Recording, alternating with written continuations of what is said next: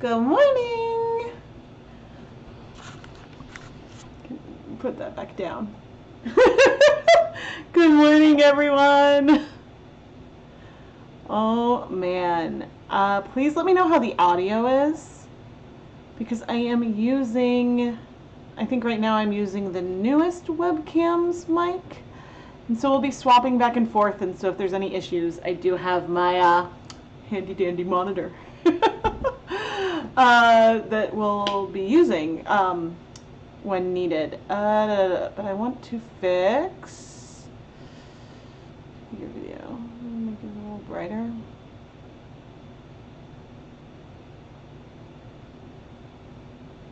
We're also not in focus, so zoom. Nope, not zoom.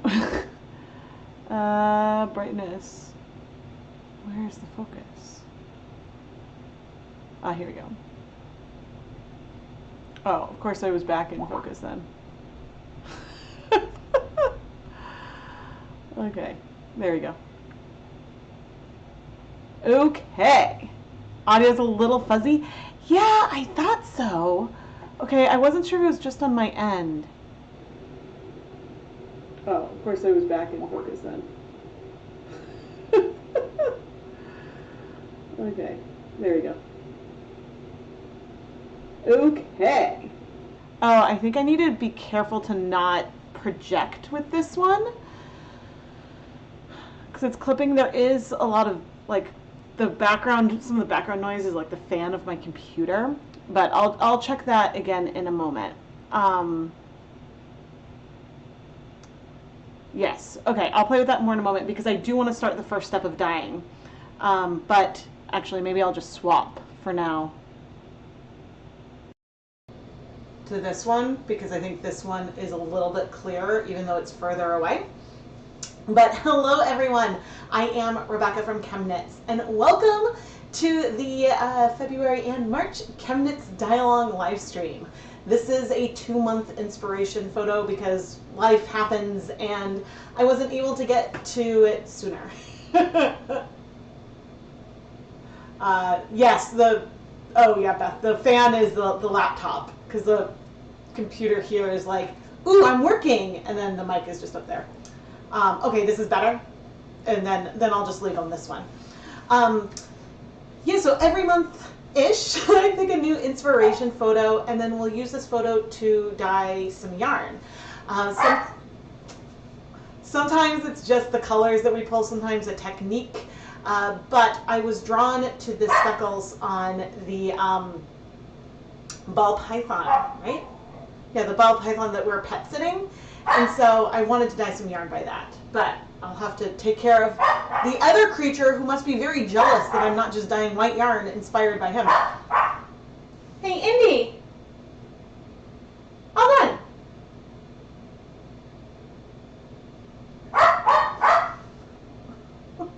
Okay. I'll be right back. Indy, you're distracting Mommy. You can come out for a bit, but when it brings cover, you have to go back. I understand. I know you're jealous, but do you want to go outside? Fine. He's like, Mommy's live streaming.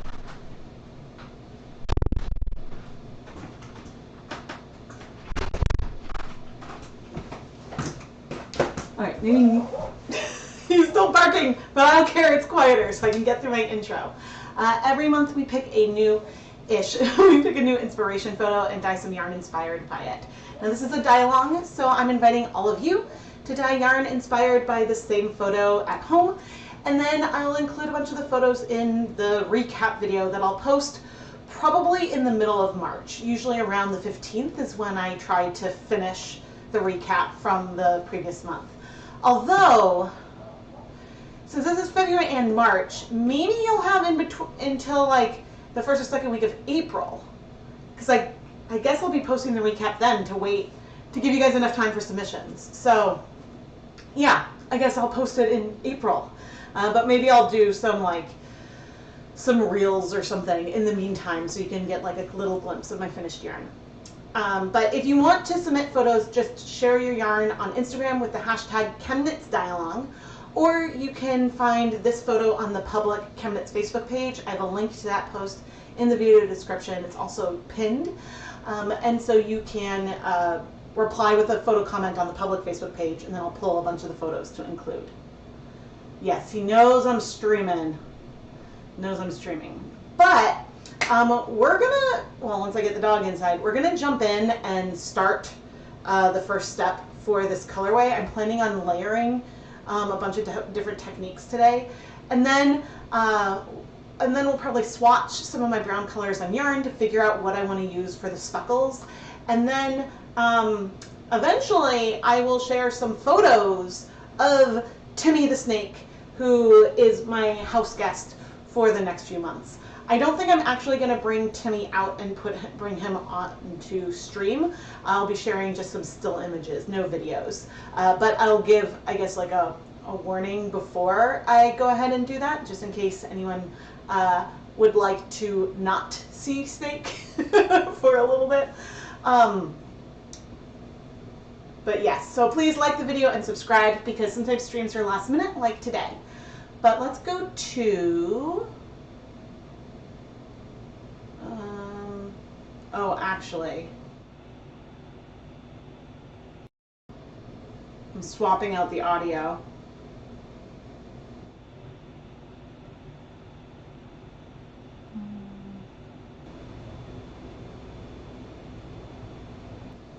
Swapping the audio, I think, on all of the things. Single camera. There we go. That's what we need. Frozen Guillermo. The snake baby's over 22 years old. I'll tell the whole story of why we're pet sitting in a bit.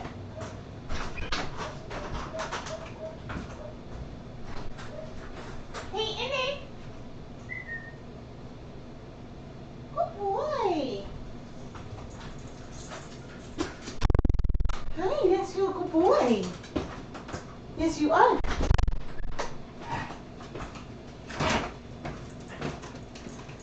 I don't know if this will work. You don't usually like treats in your crate, but we're gonna try that today.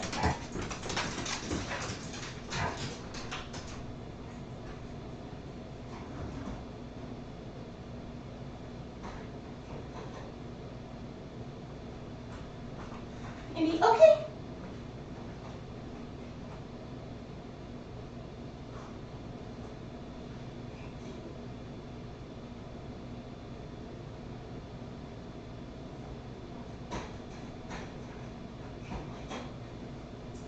Well, that didn't work. I tried to give him a lick mat in his crate to see if that would occupy him, and he just stared at me. And then, of course, I opened the the crate, and then he starts licking it. But yes, all right. I've got my monitor here. All right, so we're gonna start with a base brown layer. It almost looks white. Oh my gosh, Indy. It almost looks white in some of those areas, but I would like to start with a pale brown. Oh, I can shut the doors.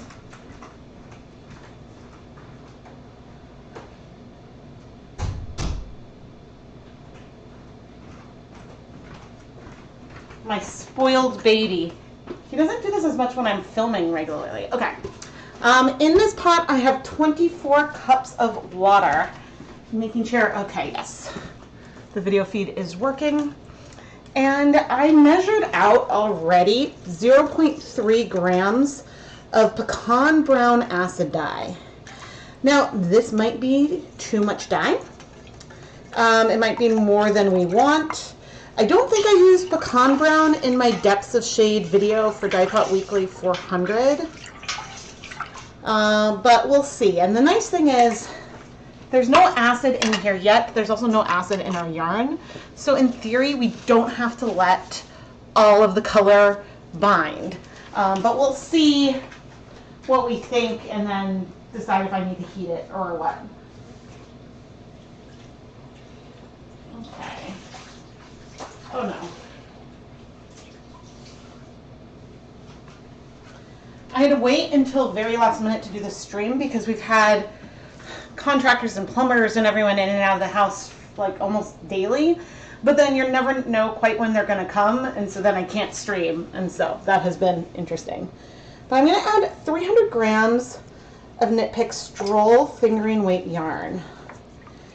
And I think like that might be enough of what I want, but I do want to add some acid. Well, it might soak up a little bit more while we do this. That's okay. We're going to add 1, 2, 3, 4, 5 tablespoons of white vinegar. So that way we get some water. Okay. And I think we're going to leave this there. Eventually, when we do something a little bit immersion for the next step, some of this color may move around. This hasn't set properly, but what we have here now is, instead of a more just pure white base, even though there are some lighter sections. I don't know if that's on camera. No.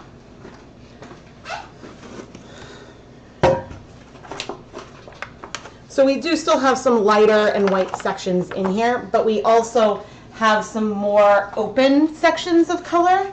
And so this will give whatever we're going to eventually do the speckles onto something that is a little bit deeper than just white. Aw, thank you. I'm glad my videos are helpful. And I'm going to take a picture of this.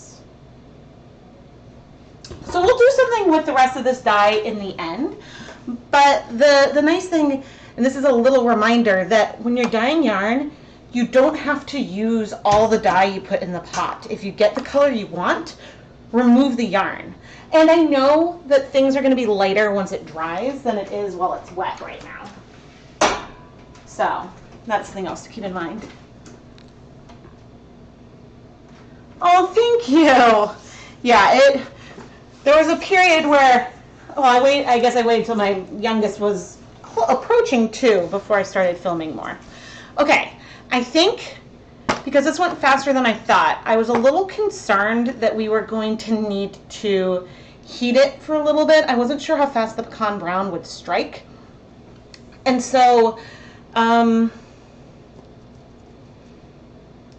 actually, I think we'll go into the next step, because there will eventually be, excuse me, some waiting steps, and yeah. That's when I'll tell stories about the snake. Okay, I'm going to set this aside, and we are going to bring over a steam pan.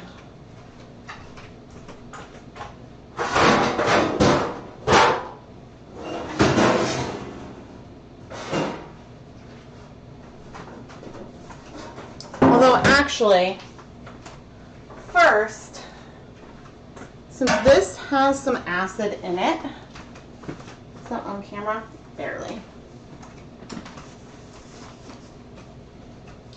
Because we're going to have a yarn mop today.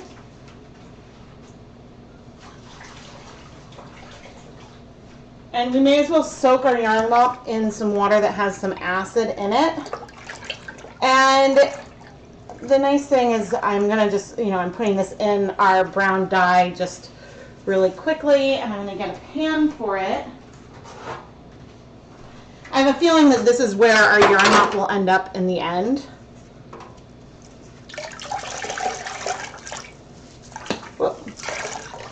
But this color that we have here, even though it still looks like we have a reasonable amount of brown in the pan, is significantly lighter than what we got already. So our first dip was here, our second dip barely had any color. So we likely could have let this heat in the dye bath for a while if we had wanted to, but the benefit of doing it cold is that we'll be able to move on to our next steps sooner rather than later. Because if we'd heated it on the stove, we would have needed to wait for things to warm up. And even if we didn't wait 30 minutes, then we would need it to cool off so we could handle it. And so that just adds time and steps in. Okay, so this will be our yarn mop. Here. Cool, we are on screen. We're gonna do some swatching of the browns. Ha ha ha. I likely will giggle a lot at references to Brown today because if you don't know, my full name is Rebecca Brown, and so that is just why I will be a little giggly. All right, we're gonna add some water, maybe around 2 cups. We're gonna add a tablespoon of white vinegar. And then I know you can't really see the brown colors that I have for the swatching, but I will bring those around so you can get a better visual on them in a second. But I think what I want to attempt, and we're going to have colors like spreading and bleeding here as well. So that's going to happen. We're going to need paper towels. Let's see. Oh, that's just some leftover water. Okay, so I think sand dune, I don't think I'm going to bother with.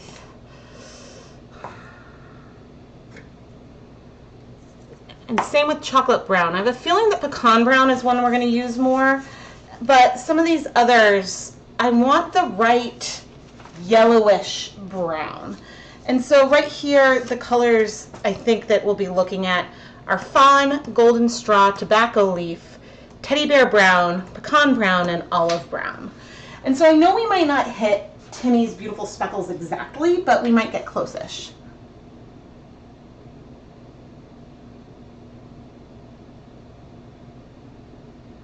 Is the yarn spun from real snake scales? No, no, just the snake is our inspiration today.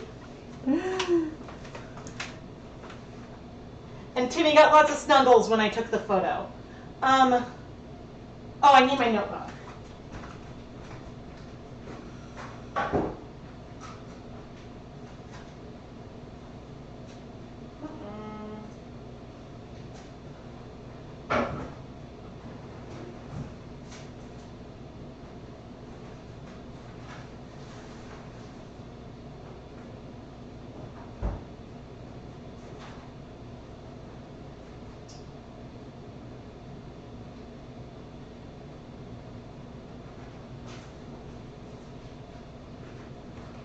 Mine's Rebecca freaking out because I can't find my notebook. It's been too long. Shoot. Oh, ha! It's been so long that my notebook is sitting where like the dye pots and everything are kept once they're dry. So I found my notebook. Okay, today is the 27th. Dye. And so what I like to do is I like to draw like the skein in a pan and have like me camera. Even though I'm not filming this as like a time lapse, it just gives me the sense of perspective. Phone. Okay, but my plan here is interesting. So I think, well, I'm going to go put on my deluxe rubber respirator mask, safety glasses, and gloves now. And we are going to take a look at least these 6 colors that I mentioned.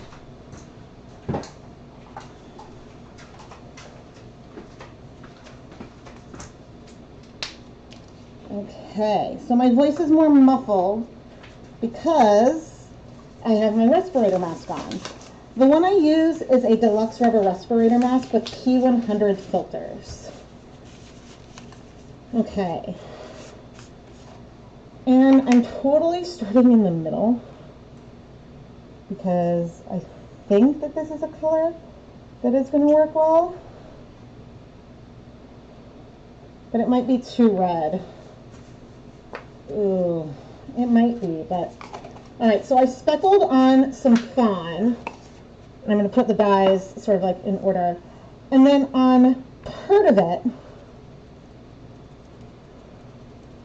I'm going to tap out, but on part I'm going to leave the speckles so that way I can get a sense on how the colors are breaking. And the fawn here definitely breaks. There's some red patches in here, and there's some red speckles and warm colored speckles as well. Okay, next up is our tobacco leaf. We'll come over here. Probably should have gone a little more to the edge.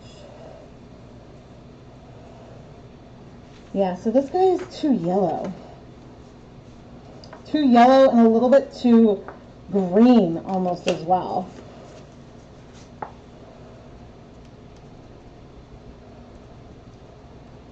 But that being said, we certainly can blend our colors together. But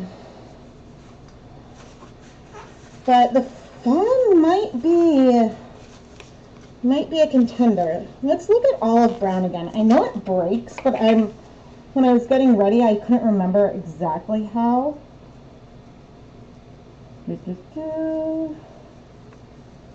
So we're just speckling.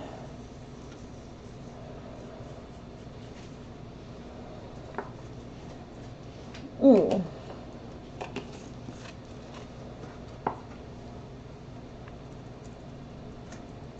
So the colors that I'm spreading are very, very light. Olive brown and fawn are very, very similar right here, which is interesting because if you look at the swatches, fawn feels so much more orange, and the olive brown looks like it would be perfect, but the speckles there feel very yellow, but I see a lot of yellow speckles in here too. We might, okay, let's see what golden straw does. Tobacco leaf has too much green. Oh, this is a very fine powder. It's probably going to be entirely too yellow. So I didn't bring down espresso bean because espresso bean is very, what's it? I did not bring down espresso bean because espresso bean is very purple. See, pecan brown, which is the color that we already used a little bit for the base, I don't think really breaks and is a beautiful, like, cool tone, true brown color. And so it's definitely one that could be good for the speckles, but I almost wish it was like a hair warmer.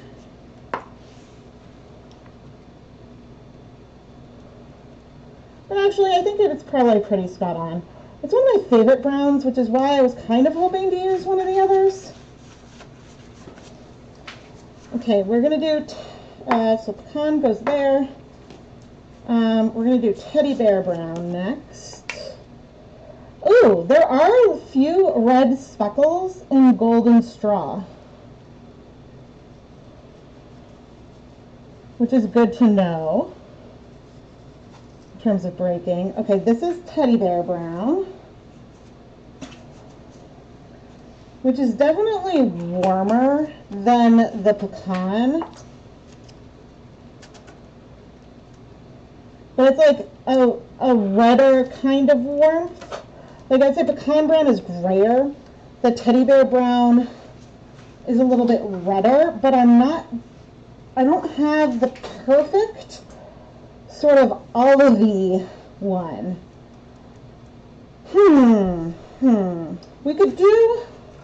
We have a tiny bit of space over here. We're going to do, well, let's look at chocolate brown as well, just for fun. It's certainly redder, I believe.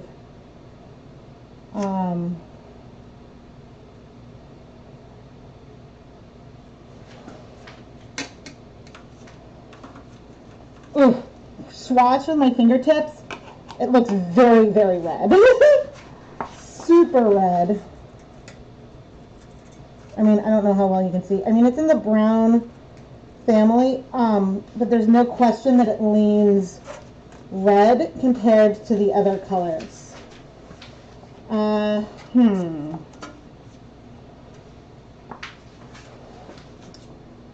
gonna have to think.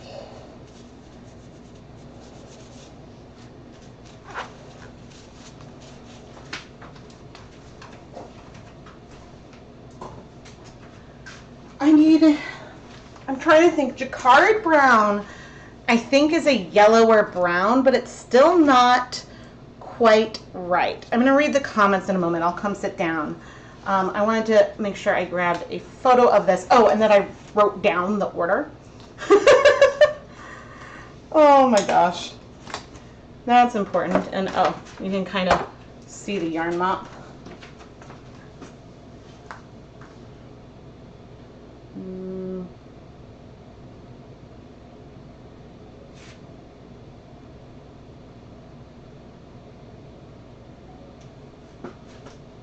Trying to get some good photos of this.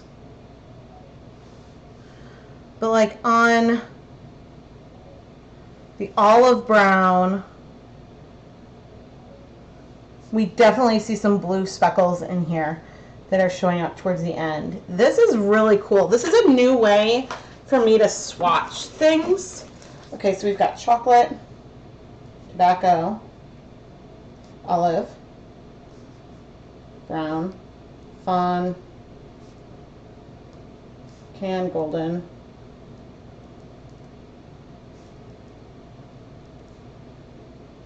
okay, yeah, because I think the teddy bear brown, that one I'm not sure if it breaks. The teddy bear brown has warmer speckles for sure. The pecan ones are super dark, more black leaning. I just don't remember how well teddy bear brown works as a speckler. Yeah, so olive brown has blue in there that I'm less excited about. There's definitely red and yellow in addition to the brown here with fawn, but I'm wondering if fawn mixed with one of the other browns would help, or if I need to use like golden straw plus a brown to get I want something more olivey, but I don't want the blue. Yeah, and oh, I wonder how quickly these pictures will upload onto. I wonder how quickly the pictures that I took will upload onto photos, because then I could download them. But let's see. Yeah, I'm gonna make this bigger. Because it's more the background. Because I think pecan and teddy bear brown for like the backdrop. And then I could do some teddy bear brown speckles, but on top of what other color is the question. The circle of dark brown on the scales, it looks redder than the color down on the left. Yeah. What's the color on the right with the green breaking out? That's tobacco leaf. And so that's why I was like, oh, like olive brown is right here, looks like the right color, but let me see if these are up in photos yet, so that I can give you guys a better sense of the way these colors are speckling. Yes, let's download them all.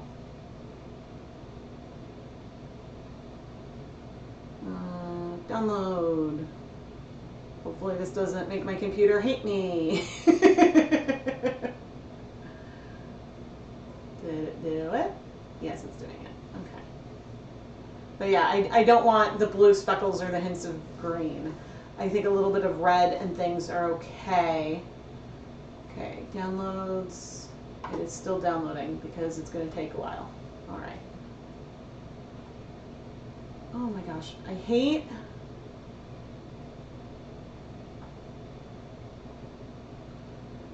extract all. I dislike when photo, I like the live photo, but I don't enjoy when those are downloaded. Okay, let's try this.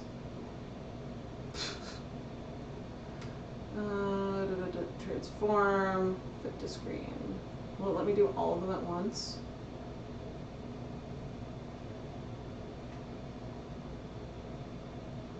I don't know. Okay.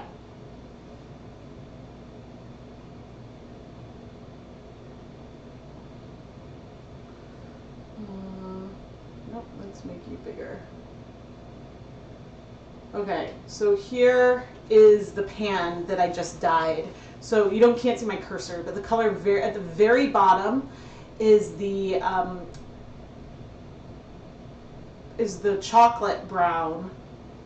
Then next up is tobacco leaf, then olive brown, then fawn, then pecan brown, then some golden straw, and then at the top is teddy bear brown. And so I think, so those are the colors. Oh, that's just that. Okay, oh, this was to show, oh no, that's not the one I wanted to make bigger. Let's make you bigger. Okay, so see on here, this is a close-up of olive brown, which of course, it's not letting me make bigger. But you can see little blue specks on there that show up towards the end. So sometimes there's colors that like behave one way and then all of a sudden they shift towards the end. Those little blue pigments did not dissolve right away. So when I tapped out the colors, those little blue specks are sort of left because they didn't dissolve and spread with the initial taps. And then here is I keep circling with the cursor, but you can't see it. This is shows some of the green from the tobacco leaf. And then up here is the fawn, which is pretty good. I mean, it's too red for that background color, but I don't want to use only cool tone browns. So what I'm not sure is if we might need a mix to get a backdrop color.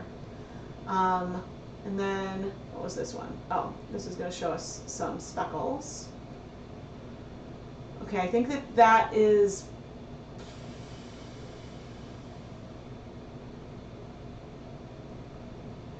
where are we?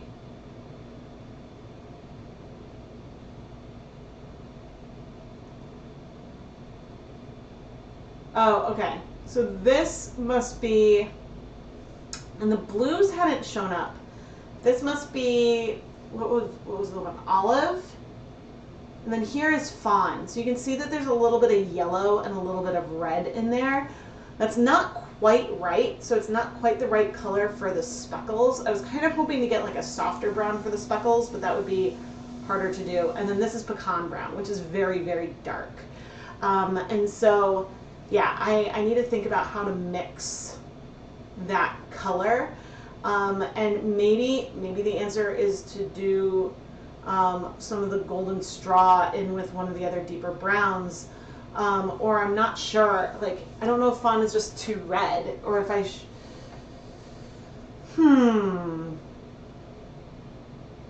yeah, tobacco leaf definitely has green. Maybe golden straw with a tiny bit of sand dune. I mean, I think that instead of sand dune, I would mix with pecan, because the speckles of sand dune and pecan are very, very similar, and sand dune is so unpigmented that,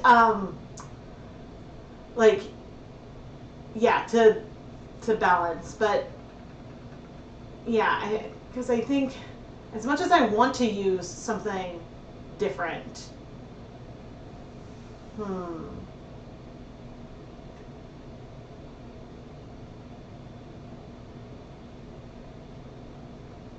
Oh, when you saw the thumbnail, I thought the snake skin was a honeycomb.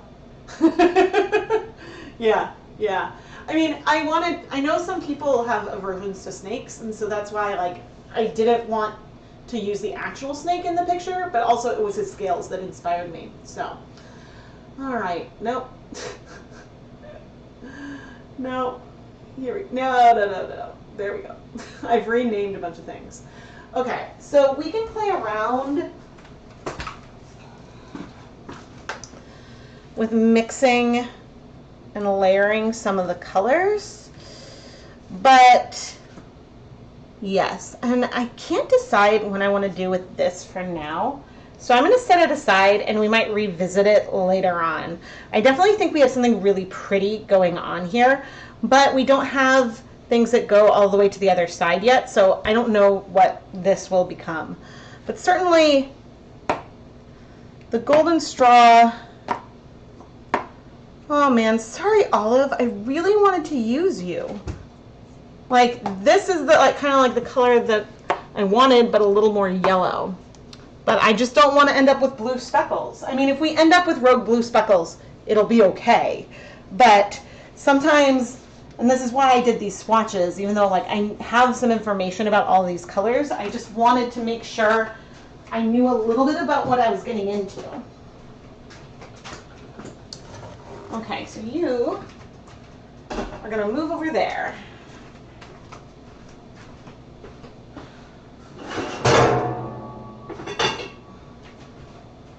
I'm going to bring you over. And so now the question is how I want to play this.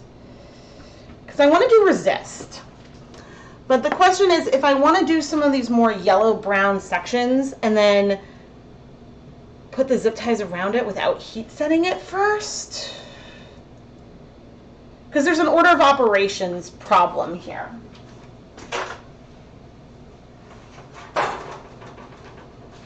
But we already have like a sandy brown base as a backdrop. So, okay, I think that what we're gonna do is we're gonna add on a bunch of zip ties, dye the like darker patches of color, and then, and for that we'll use both pecan brown and teddy bear brown, which we might get some speckles in there because I'll use the dry powders. And then we'll try to heat set that. And after that, then we'll remove the zip ties to expose what's beneath. Okay, so I'm bringing over a mass of zip ties. And I don't think, I'm going for something very organic here, so I'm not going to worry about things being the same across all the skeins. At least, I don't think. Because the fun thing is that like the pattern over the whole snake definitely changes as it goes. But I am doing some larger sections, even though we'll get some of the darkness in there. It's possible we would have been able to do this all in one step, but yeah, I don't know. Oh, right. I wanted to time lapse this.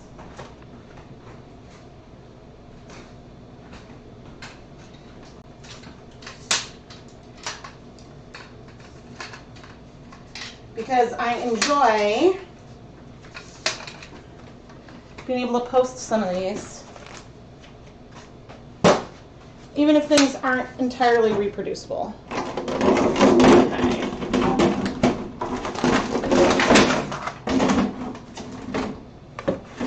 Oh, of course. Okay. That's there, let's see. Yes.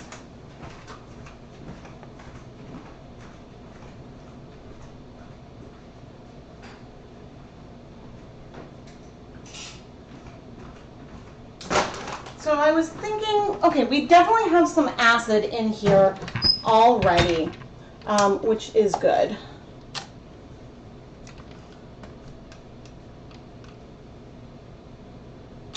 Oops. Oh, I want to turn off the weird white balance because I'm in my kitchen, not elsewhere. Okay. It's always more fun to take off the zip ties than put them on, but you don't need to use zip ties for this. You could use, oh goodness, all kinds of things. Ah, the first one broken. In the winter, these tend to get brittle and break because they are near a window, and I think that changes of temperature can weaken them, is my hypothesis. But it could also be that one of the newer brands that I bought does just break more. Okay. We're going to do that over here too. And I'm doing more of them closer together. But yeah, you can wrap with string. I recommend using like an acrylic yarn if you want to wrap around. It's just, that takes so much longer. And the zip ties, I wonder if they make really thick zip ties, like really wide ones. That would be handy. Yes, I am live right now. We're dyeing yarn inspired by this ball python snakeskin. Okay, and I think I want to separate this because I want, okay, we're going to do this because I don't want the sections to be regular all over, but I am trying to make these bundles be a little bit bigger than normal. So the yarn on the outside will take up more color, but the yarn towards the center of each of these patches should have a harder time like soaking up dye. How many zip ties will I break? And so instead of what I did right before this was to, we have like an uneven size section here. Okay, I'm gonna just set this one over here. The more we have zip ties in, the harder it gets. The more we have the zip ties, the harder it gets to just see what's going on in the pan. This is why when I'm doing this in a pre-filmed episode of Dye Pot Weekly, this ends up being a time lapse. Because it could just take a little while. But that's fine. Okay.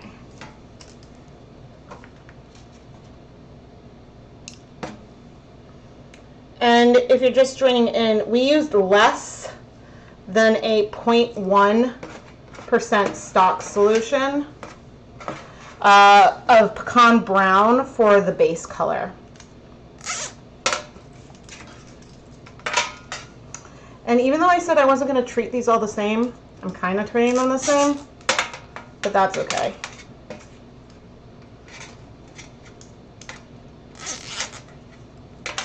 Okay, I need some more.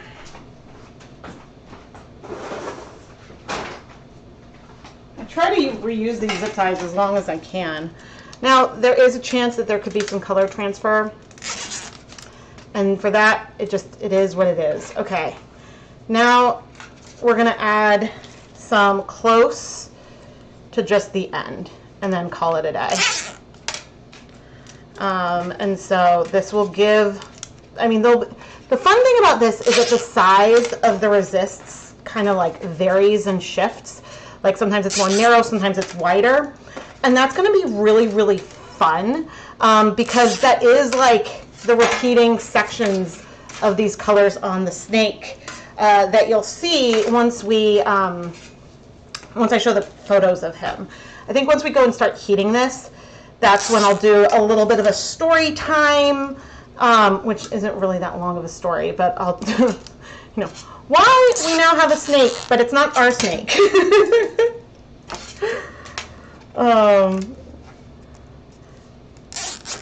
But yeah, we got him right after New Year's.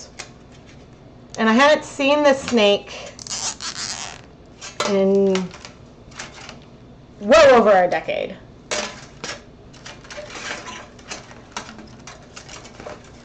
But I suppose I never lived with him. My husband did. So, all right, 2.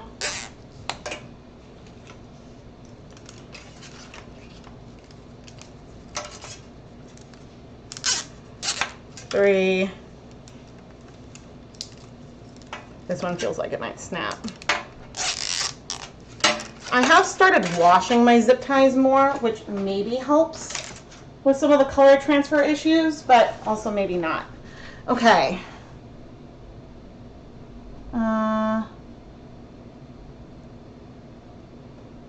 No editing on lives, that's right. Unless you have a team member, but you still can't speed up real time. Okay, I'm gonna put my respirator mask back on. We could have tried to do this part with liquid dyes, but I don't know. I think that we should be able to get more variation in some of the color by using the powders. It might be messy, so we'll see.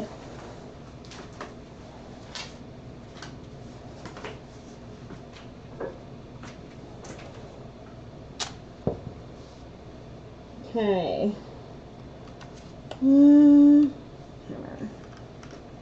Okay. All right, we're gonna bring in some water. Maybe 5 cups of water with 3 tablespoons of white vinegar. And we'll need to add more because you'll see the zip ties kind of like move things up. But the acid in here means that our colors will start striking. At least somewhat. Let's do some of the teddy bear brown first. And I'm speckling it on. Now, I'm going to work it through. So this is not going to remain on here as speckles. This is just how I am applying it.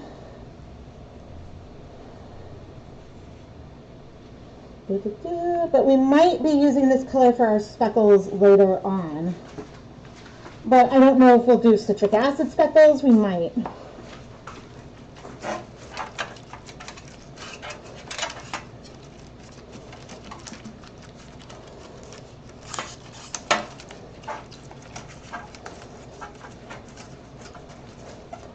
We'll definitely add more water at some point.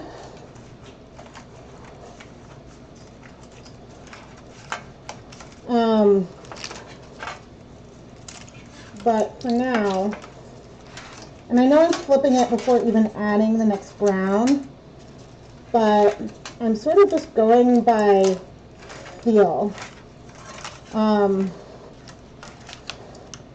will say all the zip ties do get a little annoying and in the way. Not much is going on our yarn mop yet, but I can still wipe my gloves onto it. I want my fingers to be dry before I come back in the yarn. This time I'm using some of the pecan brown.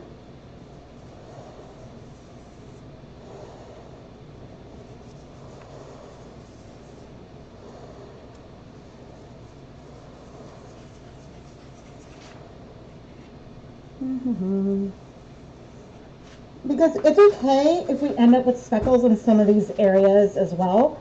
But the main reason why I'm speckling is to spread out the powders. And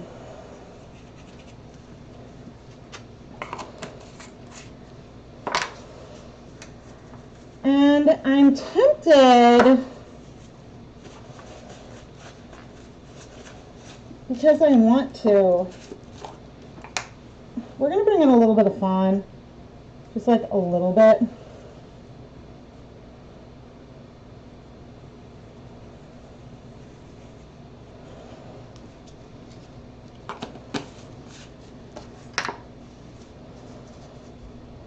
Because I like, see, dark. Here this doesn't feel reddish anymore when it's darker, but yeah. I definitely am going to need to go darker, I think, on these areas, on these open areas.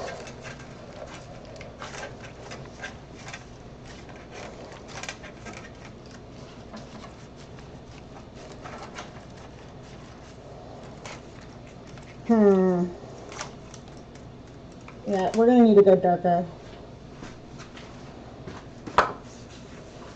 Okay, this is what I'm going to do. I'm changing gears.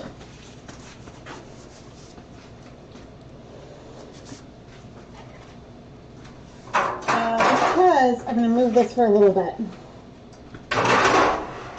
So we've got, this is giving us some variation in there, but I'm going to mix a liquid stock because I think it needs to happen. Okay.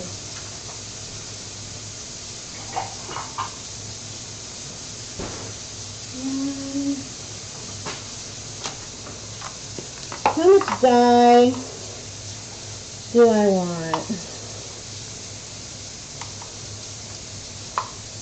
Yeah, come on.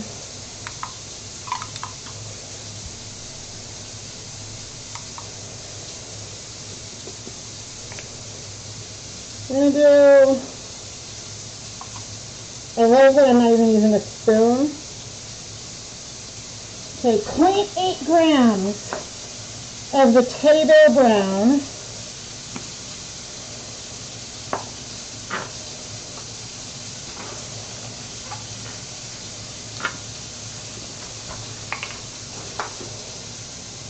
And this is not something you've seen me do very much, because this is not something I have done very much.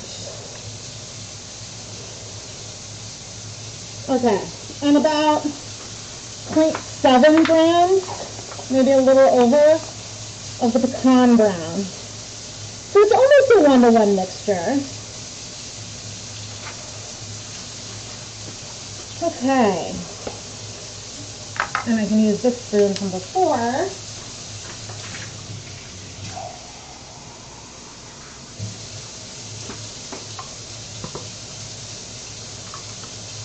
We're going to dissolve it. Hopefully it doesn't clump.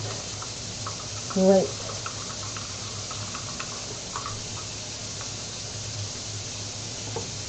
Oh no, but this cup has a crack in it.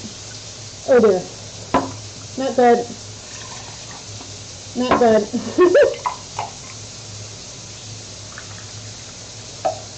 Things arise. Things happen. I put the cup inside another cup to catch any drips. That could have been really bad.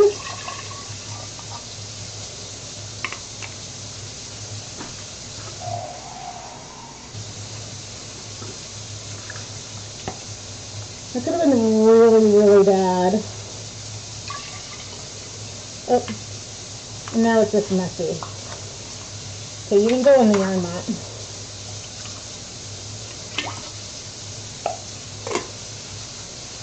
Okay, I'm going to fill this up with water in a moment. I'm going to take the respirator off. Okay, I'm going to add 2 tablespoons of white vinegar and fill this up all the way with water.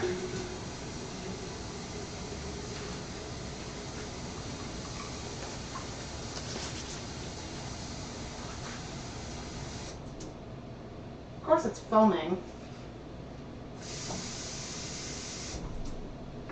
Okay.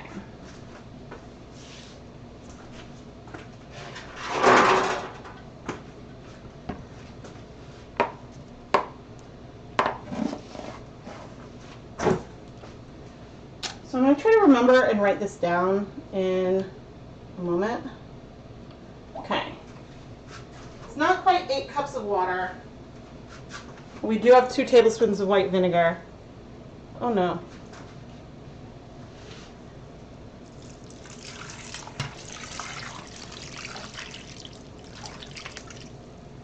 And we're just pouring that on.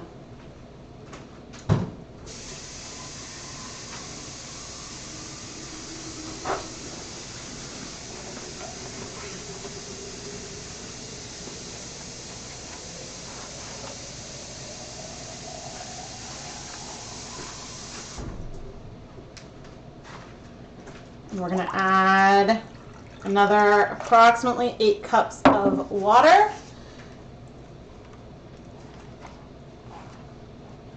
Move things around.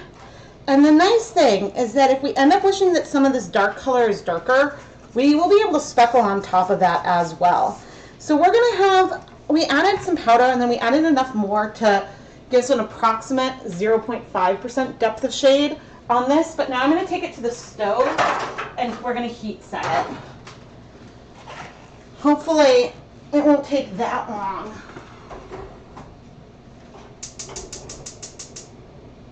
Although we are cold. Okay.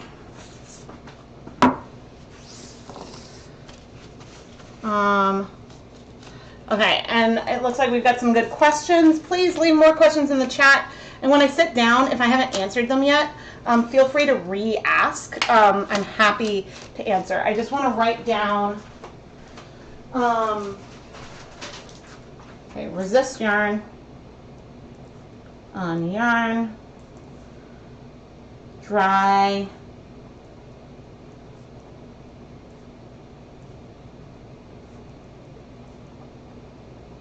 plus fawn,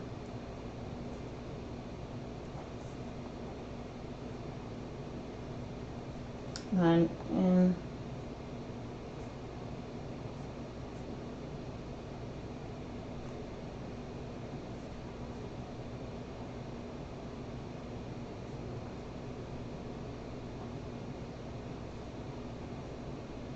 okay, just writing down approximately what I did.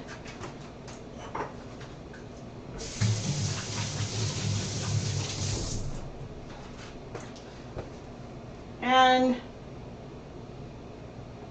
our other speckles still look pretty good, but I'm just sitting that there. Okay, I'm going to sit down and we're going to see what chat has to ask. No, we'll come over here. We'll come over here. So let's see. Hello, hello. You'd love to get into this, but you need more research. You can work with it, but wearing wool against your skin makes you itchy. And a lot of dyes don't work on other natural fibers.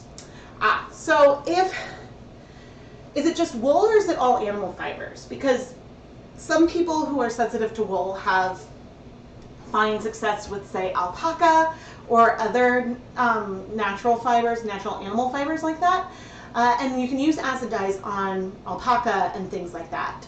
Also, I think someone mentioned that someone said that like a superfine merino certainly is much softer. And some people can handle superwash yarn more than non-superwash because it is like it's kind of smoother. So that is something. Beth, you made me smile. And so then, yeah, for plant-based fibers, some of these techniques you can kind of do, you just need a different dye type. You need to use fiber reactive dyes. And a lot of times with like, when you use fiber reactive dyes, say for tie-dyeing t-shirts, you don't bother to heat set it, you let sort of time help, but you can heat set cotton. You can steam it just like you would steam like a wool yarn, and then you can get more speckles and things because you're shortening you're not giving the dyes as much time to spread out. But of course that depends on the pigments. I don't have as many cotton dyeing videos on the channel, but I do have some. So, Beth, no, I have not yet filmed the lasagna layered thing. And if you're curious what that is, there was a video in Hanukkah where I did a variegated yarn, and I think I ended up dyeing, I don't know, 800 grams in one pan because I would have two, add the dye with no acid, flip, add dye, kind of work it through, then add more on top, and just kind of continue to build like that. And so that was really fun. Silk does also take acid dyes like a dream. You're looking for color fast natural dyes for cotton and linen. Yeah, so I would say that walnut might give more longevity. Onion skins are really cool for dyeing yarn, but I think they're fugitive. So a lot of plant-based dyes are awesome, but the pigments won't last for aren't for years and years and years. But even like commercial dyes do have some amount of fading. Like one of the dyeing to knit videos, I dyed yarn to make myself a hat, which maybe I'll grab later. And I don't know if it's the like chunky yarn alpaca blend, but I swear that the outside of the hat is a little bit less pigmented than the inside of the hat is now. And that was all done with commercial acid dyes. And I think it's because of just that one gets a lot of wear, and I may not be as good about storing it in a closet. But before I tell some like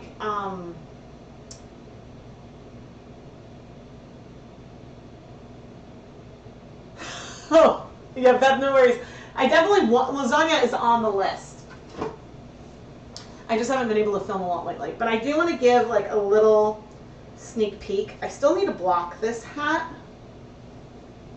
And of course, I don't have the pattern with me, but I'll mention the pattern when I do the Dying to Knit video. But this is a new hat for Lucas that I need to just block. It's very, very fun. Like a third of it, I don't know if you're supposed to wear it with like the garter section just in the front. But it's like a third garter, and so that makes that part a little like shorter because it like shortens it up. I don't know, I like the texture. But this is similar to the whale yarn I did in the ChemKnits Dial-On most recently. I loved it so much that I used the exact same colors but slightly more pigmented to make this hat for Lucas. So that'll be a video with then the knit yarn at the end. And I'm doing one for Ryder too. Maybe? I'll have to check. I can check. I realize, oh, why am I not logged in? Notebook. Yes, it is the barley hat. Yes.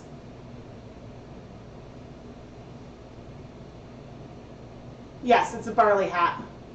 Nice! I know, I was looking for like, oh, but the nice thing is, so this I did with twill, that like really high twist, heavy worsted weight yarn from Knit Picks, and I was really worried that because the yardage is kind of low in a skein, but I have some left over, and this is like, I would say my head is like an adult small size. I forget which size of this I actually knit, so my head is, I've learned the hard way, my head is much smaller than my husband's, so when I make hats, I need to make them a lot bigger for him. But you can see that this is like a generous size hat where there's like plenty of space, and yeah, it did not require more than 100 grams, so I was worried about the yardage.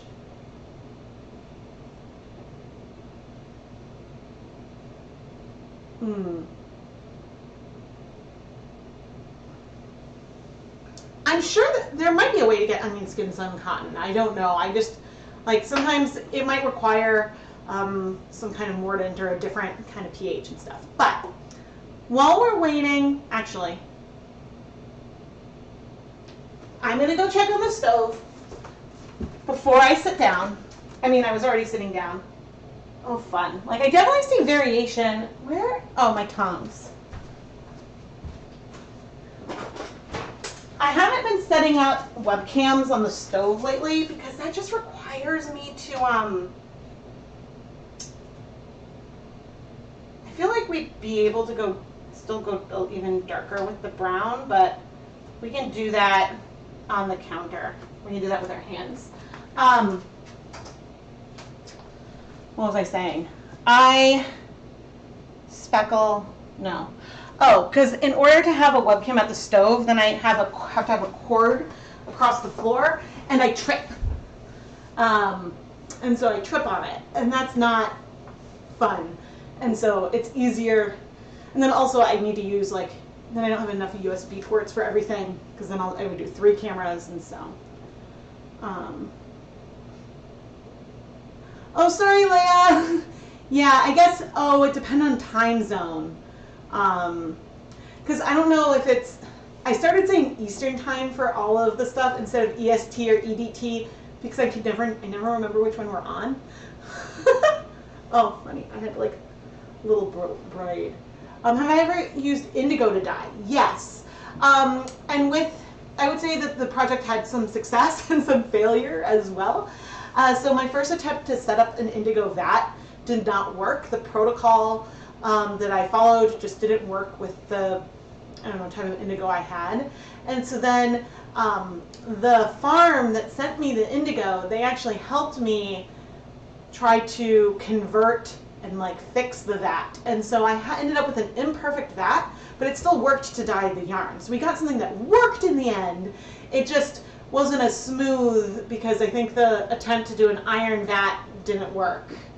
And so I have all of that cataloged on the channel, including the fail, and then a bunch of different projects I did with the indigo vat once I had it set up. Oh, yeah, well I set this up pretty close to when I started, so hopefully I didn't mess up when I put the time, or YouTube didn't think I was in a different time zone.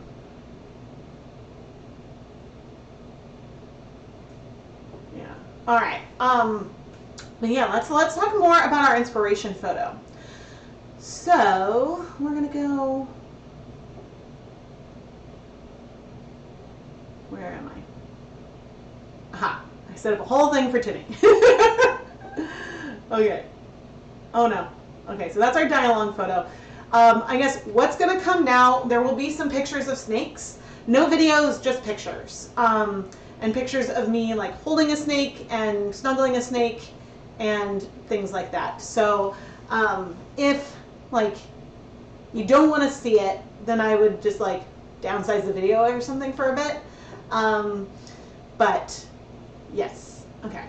And now I'm about to put up the first picture of a snake. Except I need to also hide this. All right, so this is Shamrock Timmy. He has that name because for some reason, like a log that when my husband and some of his fraternity brothers bought him, they bought this like little log hide thing for him to hide in the tank. And it said like, I don't know if it said Shamrock Timmy or like Shamrock Time. I think it, like the name came because it was like the branding or something that was on part of what they got for the snake, which I always think is really, really funny. And so, yeah, he is 22, approximately 22 years old. They aren't sure how old he was when they got him. Yeah, so I guess we don't know exactly how old, but I think the approximation of about 22 came from a vet from the most recent owner. And so this picture is one I took relatively recently. They can live to their 30s. Awesome. Well, we really hope that he does not unalive while he's with us. And so here is just, it's not in focus, but his little like snoot is so cute. And he just like to boop. He's getting much more comfortable with me in that like, it used to be like if I held him, if his head like bumped, like if he ran, I don't think he can see very well. If his head like bumped into my hand or something, he would kind of like startle back. But now like, he'll just kind of like lean in on my hand and stuff. And so it's very, very cute. Okay, so this is some of Timmy today, and I'll have a picture for scale in a moment. But this is me with Timmy in 2016. And so this, I haven't shown you a picture of like scale today, but so this is, okay, or not 2016, sorry, 2006. 2006. So I'm 39 now, and I was 21, I must have been 22, just turned 22 at this point. And so I'm not sure how many years Keith had him before, but yeah, we would just like hang out with him. So this is baby me. Yes, and then, oh, I loved Timmy, and I loved like holding him until there was an incident, and someone said that someone else's snake like sitting in bras too. This was actually one of my earliest like Facebook profile pictures, and so we'll give a sense of scale. I did not recreate it in the right way, but it's a semi-recreation I'll put up in a moment. But there was a time when it was my interview weekend for grad school, and I'd already been accepted. And I used to like, it's probably not the right thing to do with the snakes, but I would like have him out and like we'd be having like a party or something, and I would just be wearing him. And so there was a reason why instead of staying with my host, because the visit was at Harvard where I ended up going for grad school, I went back to MIT to Keith because there was a reason why I needed to do that, and which wasn't a big deal, but my change of clothes was with my host instead of with me. And so then I'm there, and then Timmy pooped down my shirt. And so we had to like wash my clothes so that way I would have stuff to wear for the next day of, it was more of a recruitment weekend. I was already accepted. And so it was just, yes. So he pooped down my shirt, and then after that he lived with another fraternity brother when we were moving out because, yeah, we transitioned. I mean, so I never lived with Timmy, I just hung out with him. But I started wearing him around a lot less after he pooped on me. Okay, so this is Timmy in 2006. And this is Timmy today. He's a big boy now. A big boy. But actually, for his age, they said that he's pretty small. Probably because he lived well over a decade in a fraternity and then maybe got fed not quite as frequently as otherwise would have. So he just has not grown that much.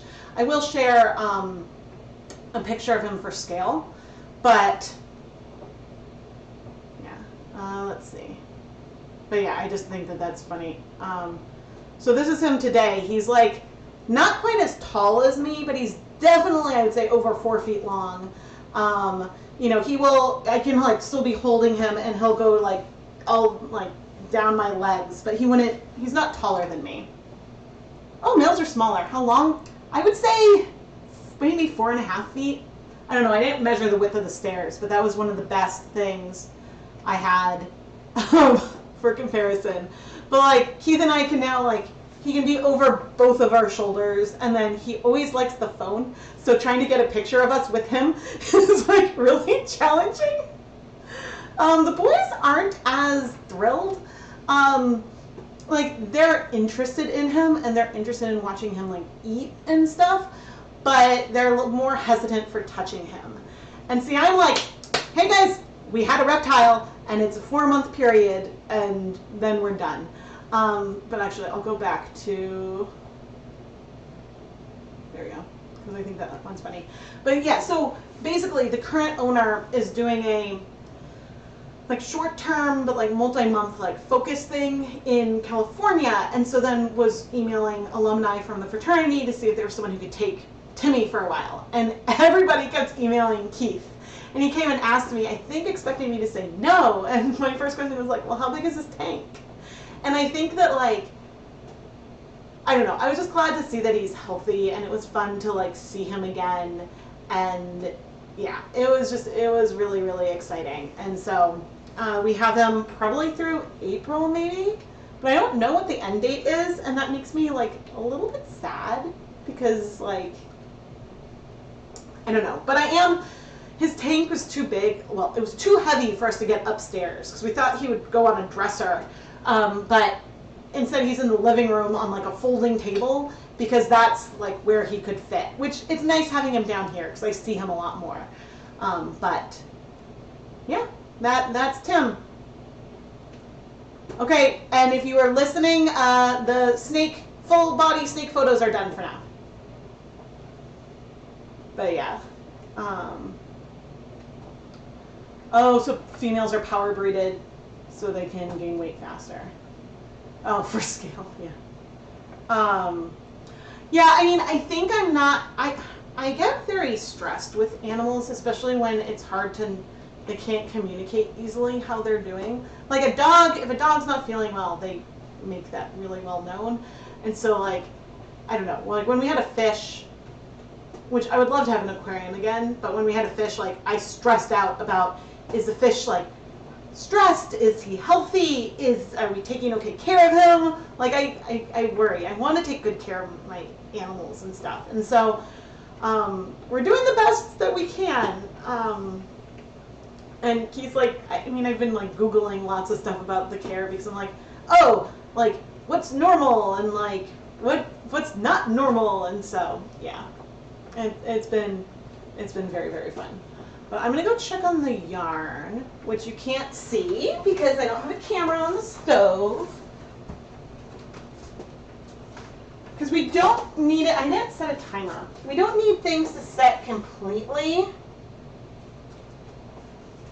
Okay, the color has mostly cleared. I'm going to turn off the heat, but I'm not removing the yarn yet. I'm going to give it 8 minutes, just so that way it can cool off a little bit. It's harder to remove liquid from yarn that has the zip ties on it already. It's just a little more complicated. But not bad. Not bad. So I don't know if I'll do a second live stream with these colors in March. I might if there's time, but I talked about this in another live stream. Like we had some like minor flooding in the house, in 2 different areas, and so the dishwasher should get fixed on Wednesday, unless the problems are more extensive than what we thought. And then for the pipe that broke, which thankfully was like the output, not like another input one, that we fixed. We repaired the trap that froze, and now we've put more insulation in, and more. There's a drywall patch and 2 layers of plaster. There may still need to be 1 more layer of plaster before it's painted. I don't really know. It's not my area of expertise. But we have a wonderful handyman who's helping us with this. But I don't know if normally these things take like this many visits, but since like that's the only project, he'll come for like, 15, 20 minutes in the morning and take care of it. But then I don't always know what time that's going to happen. And so that's just thrown off my whole schedule. Plus we had February break last week for the kids. And so, yeah, it just ate up February. It's Monday. It's Monday and I am live. So yeah, that's been stressful and expensive lately. So please subscribe. It's the best way you can support the content. Oh, if you're enjoying the video, I'm realizing I should do this on my monitor. Give it a thumbs up. And then commenting and engaging with the videos is the best way you can help support the content here. So, yeah, but let's see. What else is on the docket? So, regularly scheduled programming. In, I think, a week and a half. Oh, in 1 or 2 weeks, there'll be a review of a new to me Bear Yarn brand, which I'm excited about. That just needs the conclusions filmed and to be edited. So that's exciting. And then I'm gearing up to do the spring mini skein mini series. I just need to figure out when I want that to come out, and then like figure out if I need to order more yarn right now, and then eventually there'll be a live stream announcing it. Another thing you can do if you want to know exactly when I launch pre-orders for that, if you follow me on Patreon, I'll drop a link in the chat. So you can join us over on Patreon and you can become a patron, but you can also, if you have an account for free, you can follow the page, and then any post that I make public, you'll get an email about it. And so something like one of the dialogues, as soon as I usually will give patrons advance notice, and then the post will go public once it's, what's the notification? It'll go public, and so you can get an email, and that's another way to be notified. But I will also post on YouTube, on Instagram, on Facebook, kind of everywhere. And so I think it's going to be, I would say more, it's going to be a little more similar to 2 years ago, mainly because it will be similar to last year, but the reason why it'll be more similar to 2 years ago is that there's going to be, the sets will be 100 grams, not 120 grams. Last year, all the sets were 120 grams, and so then that made things slightly more expensive. But that's because I wanted to last year the theme was all rainbows. There is going to be a theme, and the theme is a little bit niche. It's something that is very near and dear to me, but I think that even if the theme isn't something that you have a connection to, the yarn is still going to be beautiful, and so you'll still enjoy that. It's just, yeah, the extras and things are all around this other little theme, and so I'm curious. I made this really cool design, but I don't know if I can mass produce it easily. I guess I need to just try if I can mass produce it for some project bags, because I'm either going to wrap things in, I'll either turn that into a sticker and then wrap things in. I have another really fun idea for wrapping the yarn. So that's one option. And then having the project bags be an add-on or giving everyone a project bag. Because I'm also unsure with the like slightly niche theme if like everyone would be as interested in the project bag, but it's so clever in my opinion. I'm so happy. And so I'm figuring out all those details. So more news will be coming when I'm ready to launch pre-orders, which hopefully will be soon. Yes, so the mudding has to dry between coats, and so I don't know like how long that kind of thing usually takes. If you usually need to wait 24 hours, but clearly like the handyman's not going to come back like twice in one day. I will probably tell the theme. I will probably tell the theme. I may tell the theme at the pre-order launch. But I have to be careful because it's a theme and like inspiration, right? But like legally, I can't use the theme in any of the listings because I don't have like the rights to market under that name, you know? And so that's what I need to be careful with. So, which like that in itself is a little bit of a hint, but like, I mean a broad hint because there's lots of like niche things that I get very excited for. It's probably something that I have mentioned at some point in some live stream. But yeah, so for well, what's the name of the show? Okay, so one example is I think that there was like a that once Paradise Fibers did a Game of Thrones box, which I think is okay because it's like their Fiber of the Month club, and the theme is like the inspiration in there, but they're not saying, hey, come and buy our Game of Thrones box, because then people might buy it because of that, and then they would be profiting off of Game of Thrones, versus like, you know, it's like the line is very, very fine, I think, and so that's all.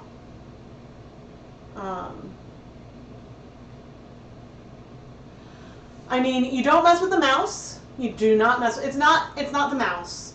I do not mess with the mouse. I did have. Okay, I'm gonna go take these out. I'll keep talking while I do.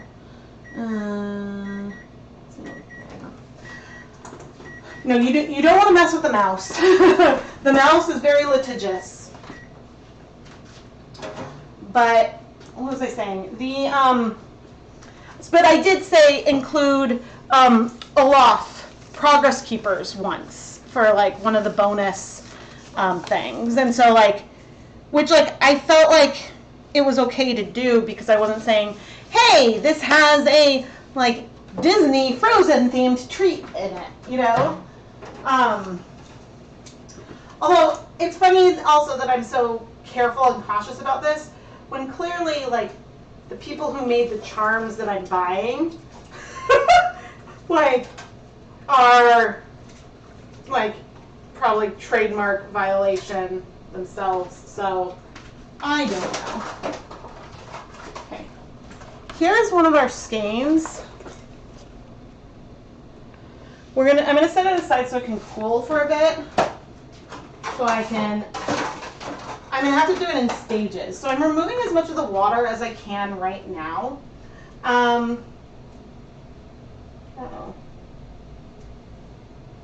What are you doing?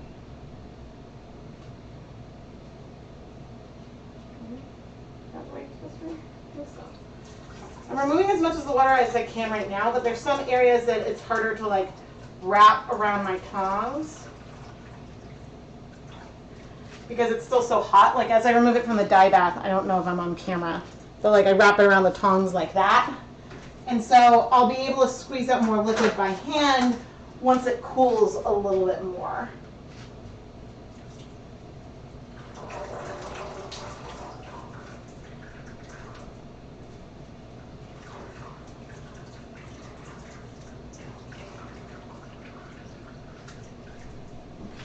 I'm going to set a timer. I don't know how fast this is going to cool. Oh, I need to bring my monitor up. And I have not yet started dyeing the yarn, but I've started sketching out colorways.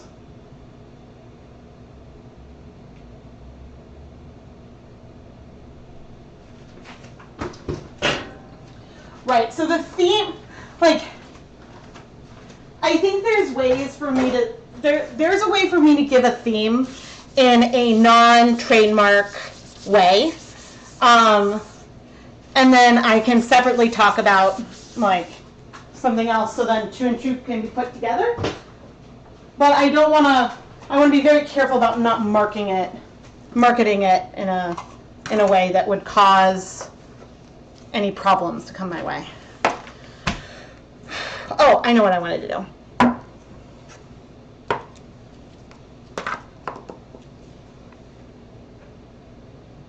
Yeah, so there was the hole in the ceiling was like at least 2 feet long. It wasn't a huge hole for the repair, but there's also water damage that has to be painted over. Okay, I need to check and see how on camera you are. Okay, that's pretty good. So this has just been sitting, and I mean, I think it's partially really cool as is, but we're gonna flip it over. This was our swatch.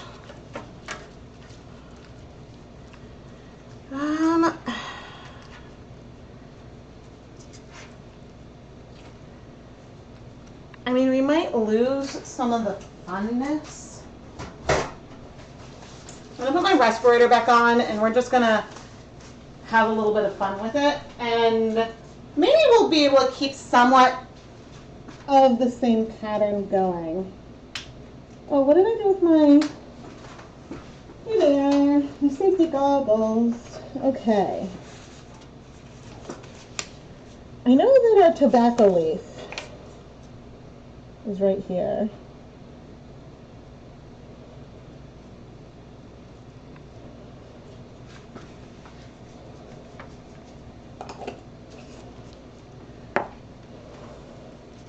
It's just not going to be perfect, but I'm doing the same kind of overall patterning that I did before, approximately. I know that this was chocolate. Chocolate, I don't know. Well, maybe we'll tap some.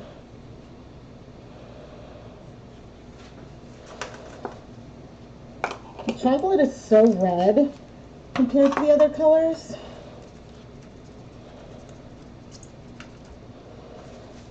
We'll probably just let it sit again because the colors are striking pretty well. Okay, what was next? Tobacco, then we have olive, then fawn, then pecan. Olive, fawn, pecan, pecan.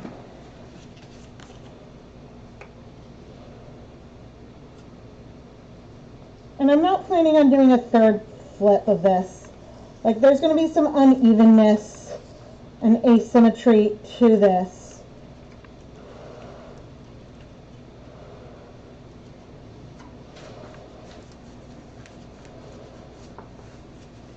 I mean, maybe I can use, oh, no, that was the olive, okay. I'm like, la la la, who am I using? And some of these may overlap. Oop, that's a lot. Being a little heavier.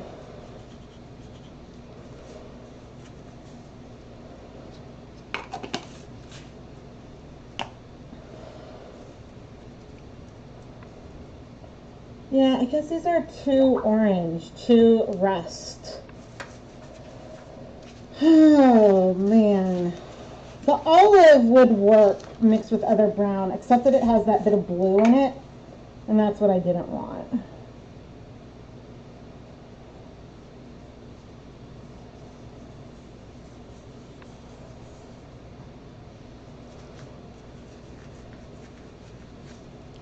And so like these colors are gonna like blend in other sections. There'll be speckles of splotches on here, a combination. It's all just for good fun.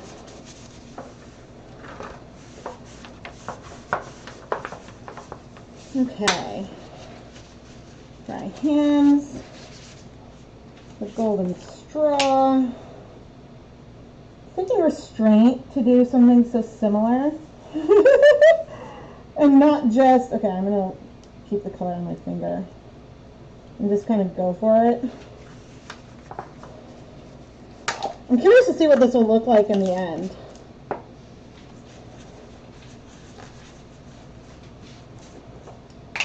All right, teddy bear brown.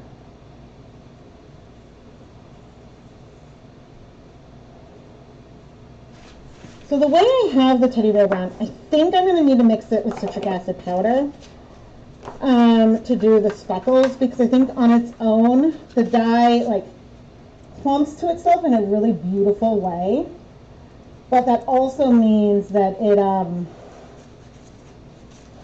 would be harder to get like sharper little specks. So all right, with our yarn mat, who is looking nice and fancy, I'm going to pop her into the dye bath we used for the resist,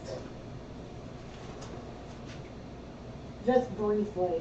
And there is some spread of some color, and the heat is not currently on, but I'm just going to leave that in there, probably for the 3 minutes that are on the timer.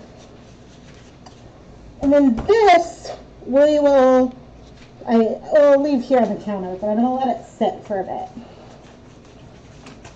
Because, yeah, I want the colors to kind of strike. And we need to wait for our resist yarn to dry a bit. Anyway, or dry, cool.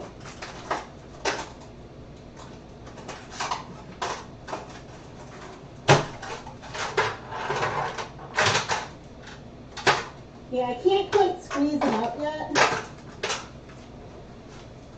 But I am moving it in the pan to like expose other sections.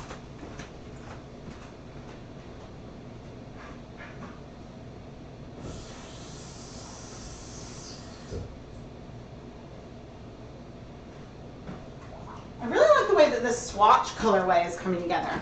But okay, I'm gonna take a brief break. I'll go drink some water and stuff. So I'm not really going anywhere.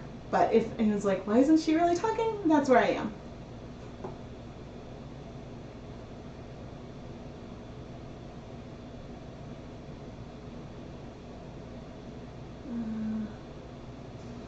I'll go.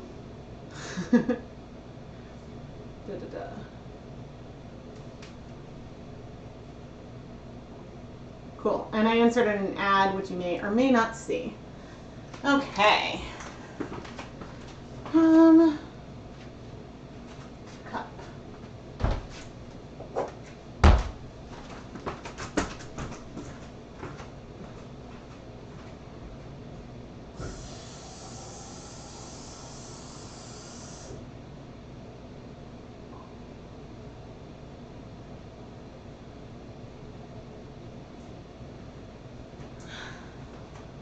All right.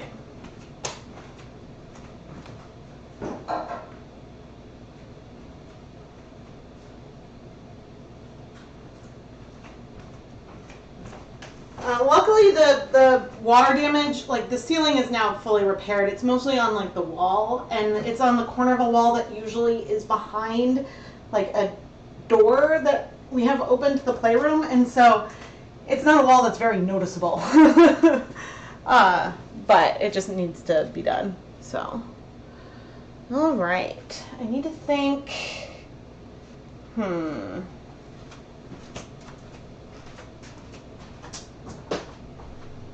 I'm gonna attempt to squeeze some water out. Okay, I think I can do this now.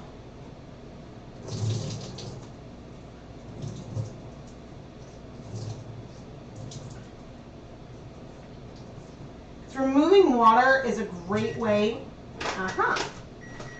Removing liquid is a really great way to help things cool off a little bit faster.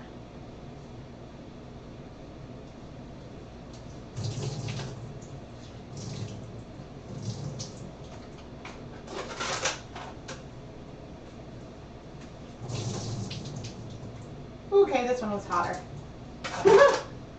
Okay, and our yarn mop, which actually there is a bit more dye in that water still. But the goal wasn't to finish setting the color completely. The goal was just to expose it to a little bit of some heat. So that way, as I continue to use it as a yarn mop, the colors layer versus like smudge and blend. Eventually, we might just steam set this eventually. That might be what happens here. But I'm gonna have to think because we have lots of like basins of liquid. All right, I think what I'm gonna do is that's very brown. But I'm going to start heating that up.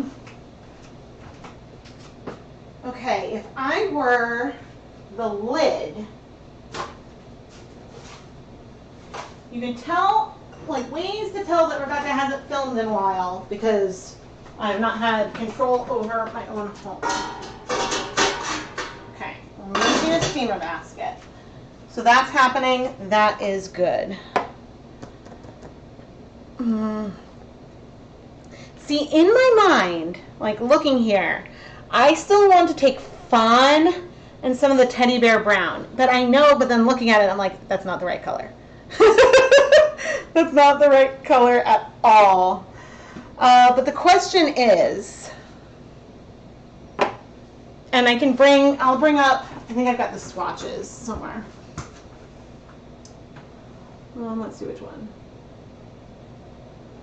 Okay. Do I have one closer? No. Okay, we're going to make you bigger. Nope, please let me make you bigger. I'm going to do it this way. All right. The color at the, and this guy. The color at the very top is chocolate brown. That's the color I'm planning to use for the little bits of speckles. But before we try to do the speckles, we're going to try to make a little bit of that base brown color, which like on one hand could be the tan that we have already, but I would like to make it a little bit more pigmented. And so the question is, do we use the top, the chocolate brown that is slightly warmer, slightly more red, mixed with some of the yellow? Or do we use our very cool toned pecan brown and mix a little bit of that in with a little bit of the yellow? And I'm not even making a poll, but, or, you know, do we add yellow to fawn? But that's too orange. That's too orange. It's possible that the tan is fine. I just want there to be, I want to make more hues. I want it to not just be like all one color of brown. So. Oh, I had this set so I don't see everything. But yes, I'm curious to know what you guys think about those colors. But then we'll do, for the little specks, we'll do some of the chocolate brown mixed with citric acid. And we'll do that on top of whatever slightly yellow color we have. No,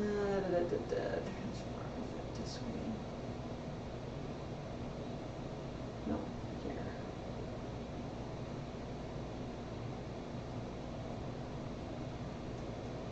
I know the tobacco at a paler depth of shade is almost good, but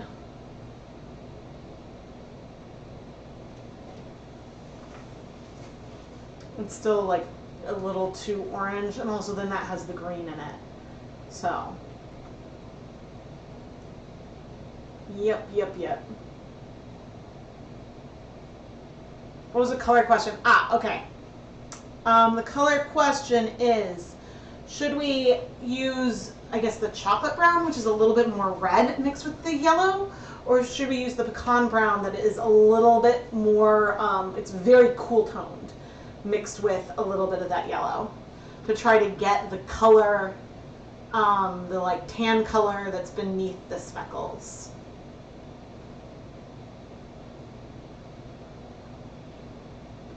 You'd mix 2 and 3? Okay. Okay, so that looks like a 1 and 2.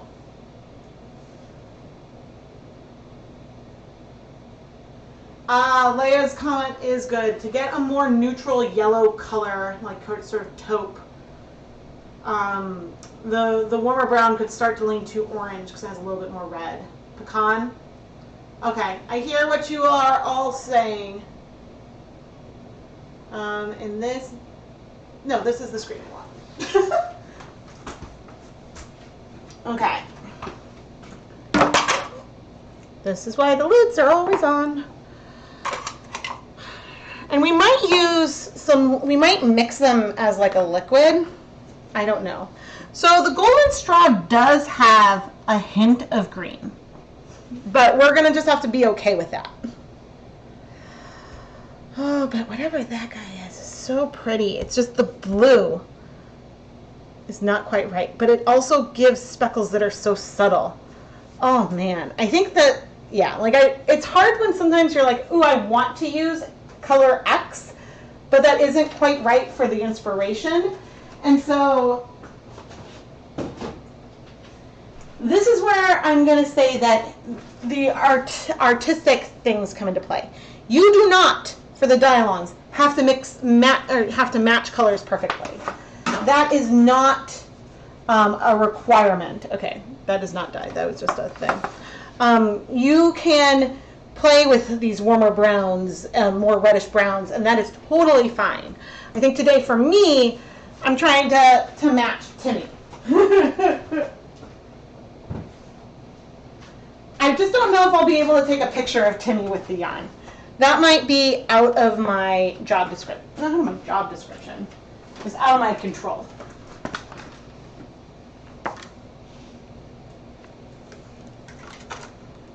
Okay.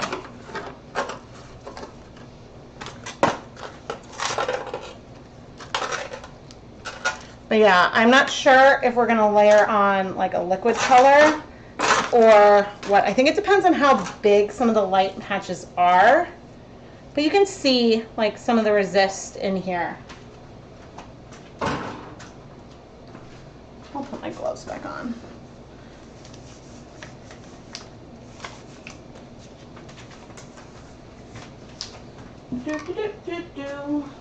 Okay. We are now going to take off the zip ties and see what we're working with.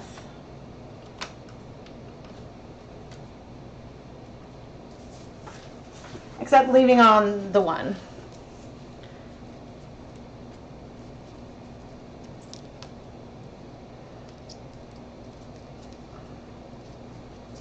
It'd be easier if I just wanted to cut them off.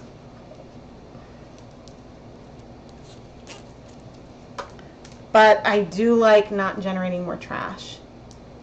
Do I have an inspiration notebook or document? This actually has some speckles on it already, which is really fun. I have a Pinterest board for dye-along inspiration stuff. But I have, like, in my notebook, sometimes I write down, I have multiple places where I write down ideas. I write down ideas like where I do annotations for videos. I write down color ideas. I have a whole like spreadsheet for lists of ideas that at one point I was like, oh, I can make this so I can sort and search for things. And like, that's just, it got too long. So like when people leave a comment on a video and say like, oh, have you tried this?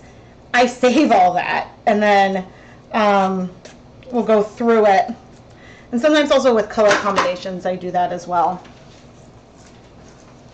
So yes, kind of.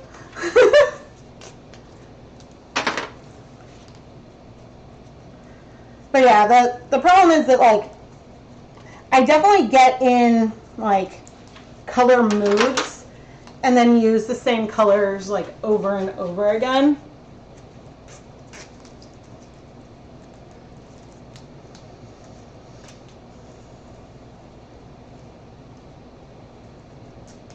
Okay. I'm going to jump cut that.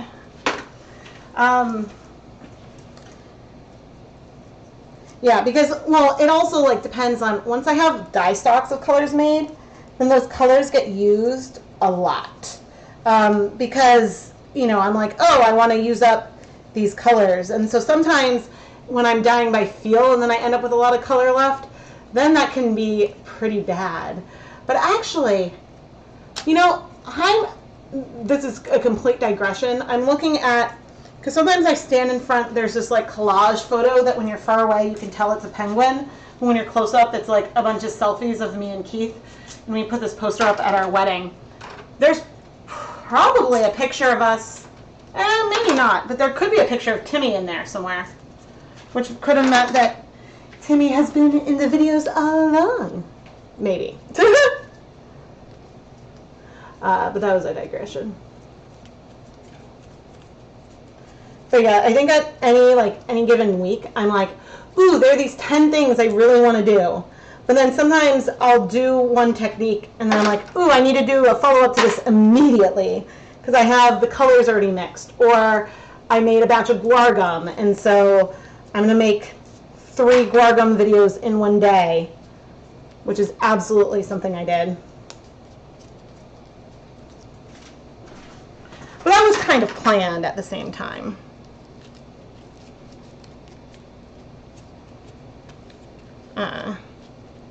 But I did use 3 different stencils. So you can't really see, but I'm sort of like pushing in on the release and then moving this.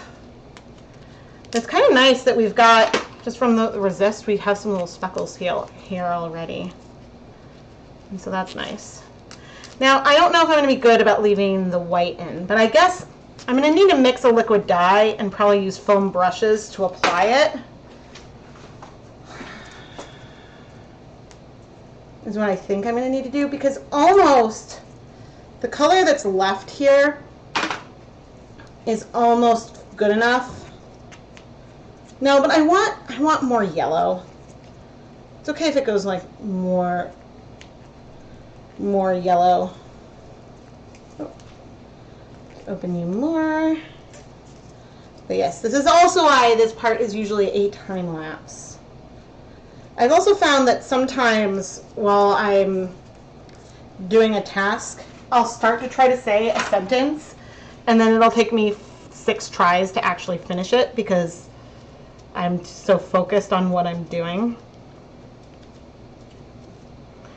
It's like the problems with I'm sure there's a name probably for narrating as you go versus, and that could just be, I don't know, real time versus like voiceover.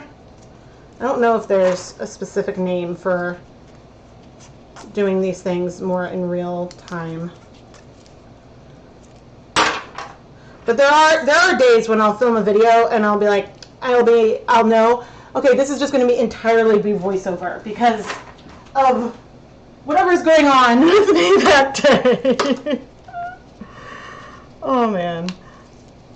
Like the most recent Dye Pop PS, because I knew there was going to be so much content going into it, that one had a lot of voiceovers. But most of the time, when I film a voiceover, I film it right before or right after the task that I'm doing, so it's fresh. There are circumstances where I don't film one and I have to film one while I'm editing, but that is less frequent. Okay. So now the reveal, we've got some nice, more splotched sections. And, you know, I have to say, oh no, can I fix this?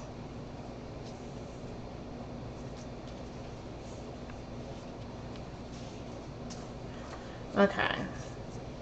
Yeah, because we've got some like deeper areas. The nice thing is that if we end up leaving some white behind here, that's going to be okay because there's some of it in our photo, and it doesn't need to be completely literal. But what I think we're going to do is mix dye and apply it. I think we're going to mix some dye, apply it to these sections, but not all the way, most of the way, and then we're going to speckle on top of that. Okay, I'm going to set this aside.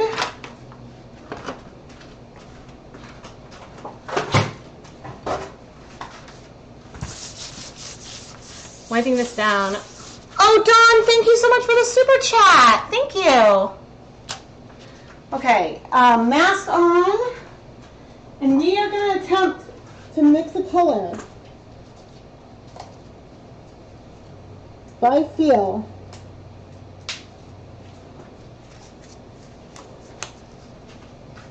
Okay. This is how we're going to do it.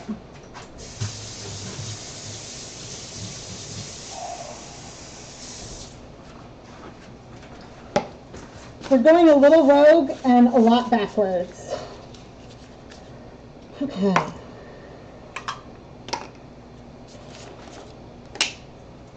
I'm going to take the golden straw, speckling it onto the water, stirring it up.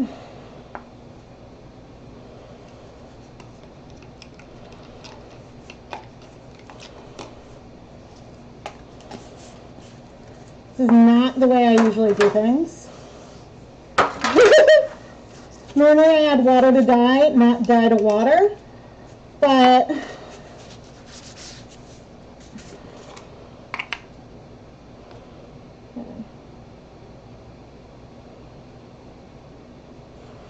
that might be too much pecan brown.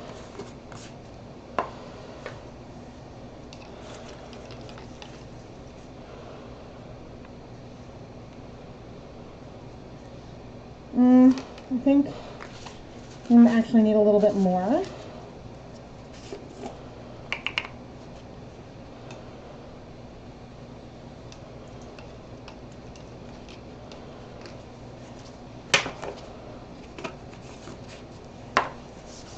I'm going to get a brush.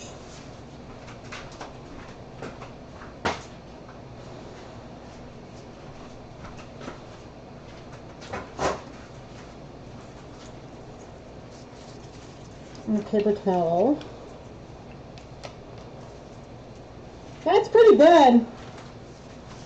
That's pretty good.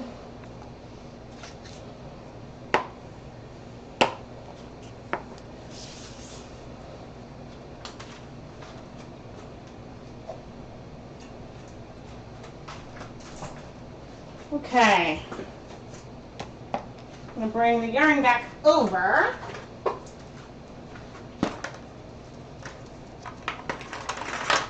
Oh, right, because I have all the zip ties there.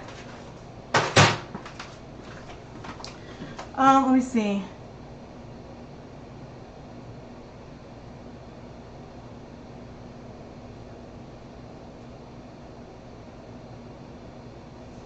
Your wedding photos involve swords?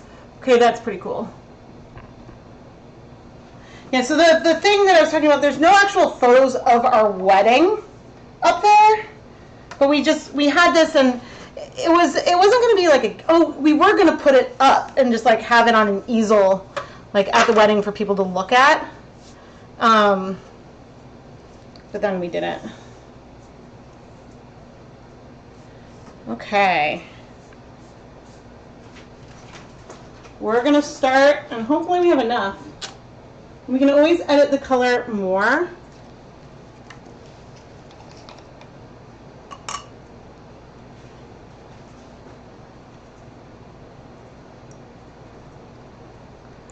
But I'm coming in, yes. It's got a little bit of green, a little bit of yellow, and I am imperfectly dabbing this color into these resist sections.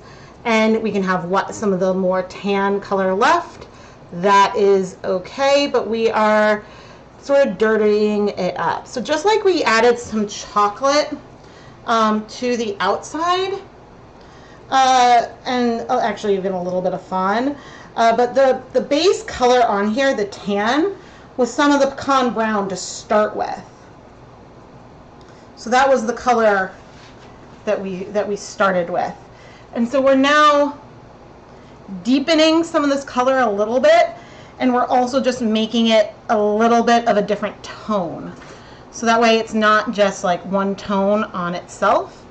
But by doing this in this crude and somewhat sloppy way, it might mimic the scales. But again, like, it doesn't have to be so literal. I just knew when I was holding the snake and looking at the color, I was like, this is just begging to turn into yarn. I'm like, he's speckled. I was like, it's so pretty. So I'm attempting, but not that hard. I'm attempting to leave some space in some white, but again, I'm not trying that hard. And I intentionally mixed this so it would not be super saturated, because we are also going to be speckling on top of it.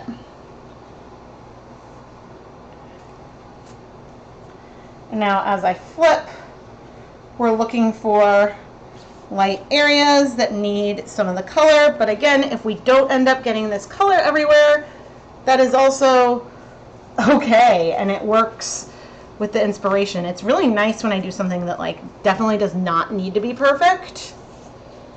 You know what I mean? I mean, nothing ever needs to be perfect, but there's times when like I worry a lot about the color coverage and color saturation, and so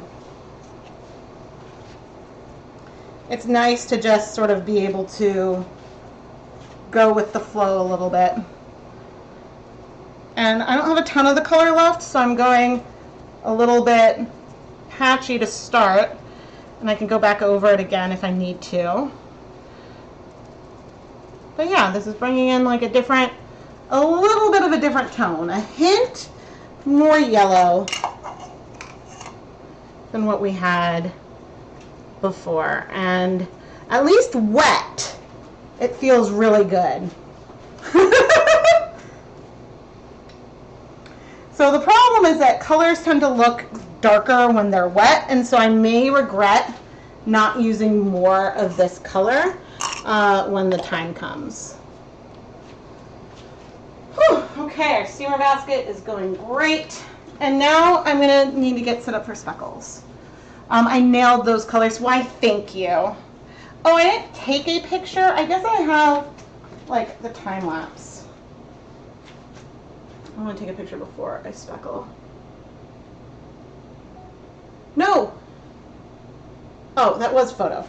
I was like, please don't do the freaking perfect shot. I don't like that mode. Okay, I need...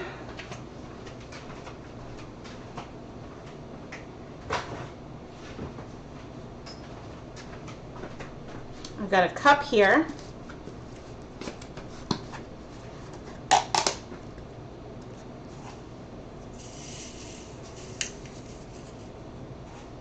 I'm going to add some citric acid powder. And then I'm going to rinse my hand, put my mask on.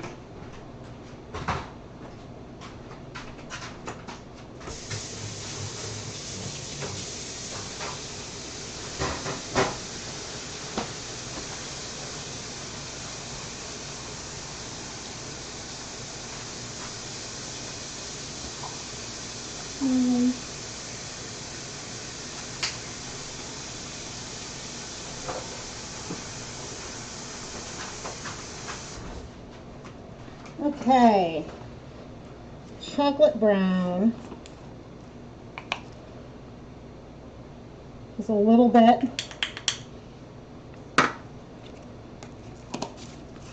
Oh shoot. I touched the spoon to the thing when I wanted it to Help me mix up these colors. Oh well.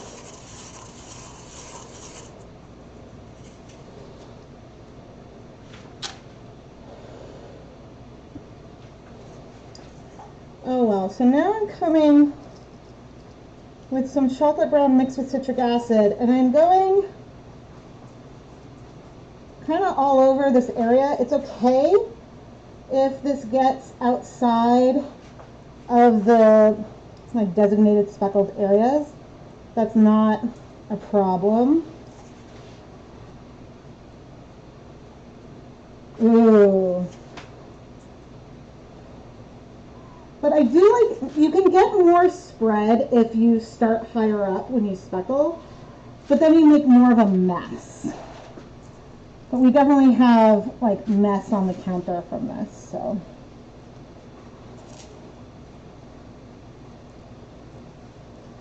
So we're gonna, once I do like a layer of this, we're gonna give it a little bit to soak in. We're close to the edge here.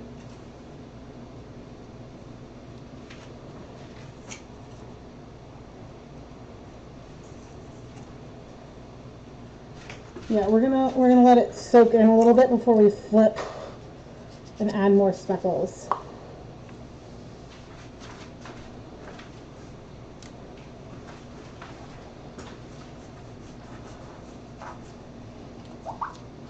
And thank you for everyone saying that I nailed it.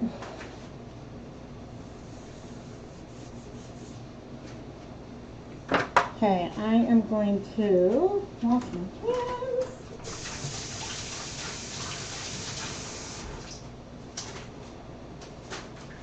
Oh. I try to reuse gloves as much as I can, but then sometimes there's a point when I'm like, nope, we're done. Because I was close to the edge. The nice thing about the dye mixed with citric acid is that it gets nice and heavy.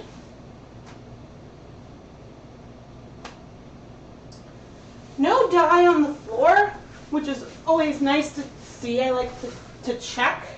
But I see lots of dirt, but definitely not dye, because the dye would streak as I move the cloth.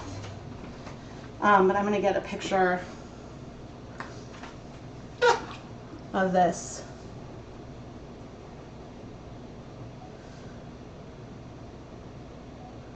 This is so pretty. There is some breaking, I think, from this color.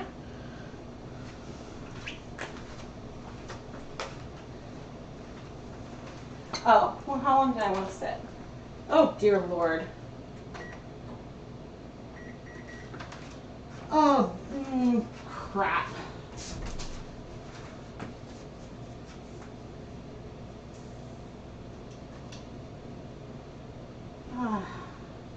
So where I am getting some spread is over at the stove, because like a genius, my steamer basket was still full and that water was like, woohoo, we're gonna sputter, and I wasn't paying attention. Good news is that it's very easily cleaned up, but I'm not happy about it. It's one of the reasons why I'm like afraid to update my kitchen, because while things are old, then you're like less worried. But I always do a nice big clean of the dye kitchen before it becomes a cooking kitchen again. So never worry about that, but okay, I'm gonna remove some of that liquid, I think. Oh, I guess I set a timer for 10 minutes. Oh, that's fine. Okay,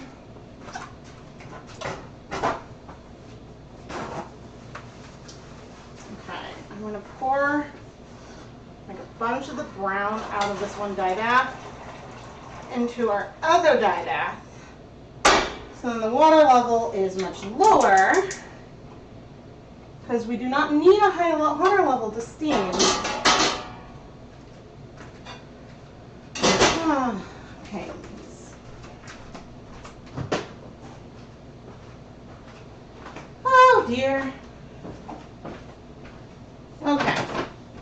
And I'll check the chat in a moment. Definitely don't need to wait 10 minutes. I'm curious how much, okay, some of these are spreading a little bit.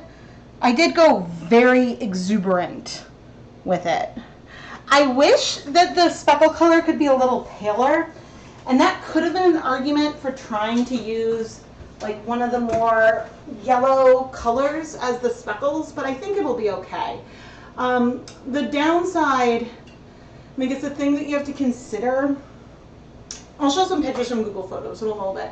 The thing that you have to consider when you're like playing around with this and setting it up, excuse me, is that even a pastel color, the flecks of dye powder are fairly pigmented. So if I come back with this picture again, when we tap it out, the fawn in the middle, the fawn and olive brown, are much less pigmented than, say, so the fawn and olive are less pigmented overall. The like color is paler than the equivalent chocolate brown and pecan brown at like the 1 and 3 position. But the speckles are pretty much just as dark, and that's just because the amount of pigment in there is what varies. So.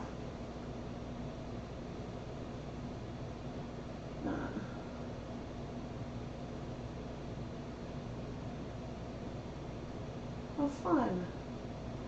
Told your partner that if you ever get a house with a secondary kitchen, you claim the second kitchen as a dye studio. Same. Same. And that's the like, I was like, I want an in-law suite in the basement that I can turn into a dye studio. But we have no basement. Yeah, and so, but we like, someday we may end up doing some kind of weird addition. But it would be easier to move probably than trying to do an addition. So yeah, I don't know. But I guess like if we were to build a house ourselves, and yeah, like if we were gonna build a house, then we would, in the basement, build something that could be an in-law suite, but probably with, like, concrete floors.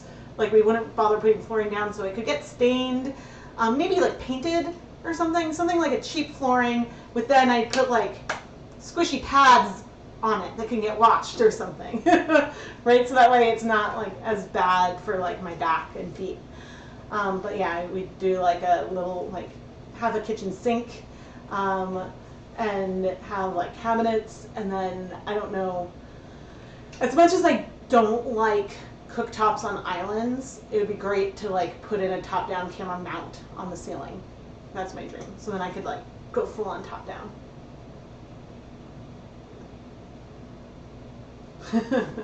It's like my dream. But like us, there's only like one small scenario that would result in us building our own house, like doing a gut and building a house that I can think of, and it has to do with like a family member's house. But you know, that's years off. And the other issue is it's on the other side of our town, and so we do like where we are. Our kids love their school, and so yeah, we're also close to like a radio tower, and it has interference for like appliances and stuff, which is another reason to like move a little bit to the other side of the neighborhood. But yeah, I mean, things are like, otherwise, like except our house is a comfortable size for us. We don't necessarily need something that much larger. It's just, there's a few things that we wish that we had, and mainly like a dye studio for me, because I've outgrown like what we had. And I don't make enough to rent like a studio space. It would probably be more than what I make in a year to like rent a location. Get an old camper. So like getting an old camper RV to dye in, like, the thing is that there are spaces that would work well for like a mobile like dye studio for someone dyeing yarn, but then those wouldn't necessarily work well for filming videos. And so that's the other thing that I have to think about, because like we could convert the garage into some kind of dye studio that would work. It's just, it wouldn't work well for filming, and so like it would need substantial work to be able to use it for filming, and so that's the thing. But yeah, except for the dishwasher, which is a year old, that's why we're mad that it's broken. The rest of our appliances are probably 20 years old, and so we're gonna need to replace them at some point, and so, yeah.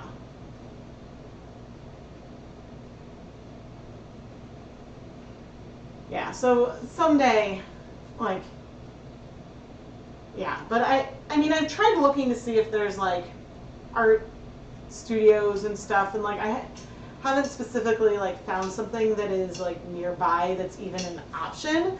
And then on top of that, oh, I can hide this again.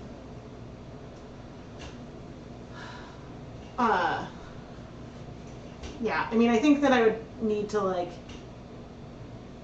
substantially increase my output, and not just the output, but also sales, in order to afford a dedicated space. But also, like, if I was using a shared space, then that also could be challenging for filming reasons, and because I need access to, like, you know, I need access to a good stove and sink and things, and so then, yeah, it's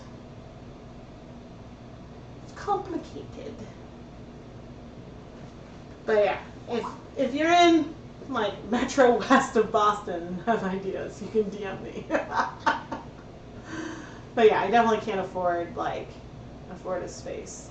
And so like, you know, like our friend, I mean, with a similar sized house, they have like a little in-law suite, and I'm like, that kind of space would be perfect for making a little studio. So yes, but I need to always check and make sure that this is not school. Oh my gosh! That's great!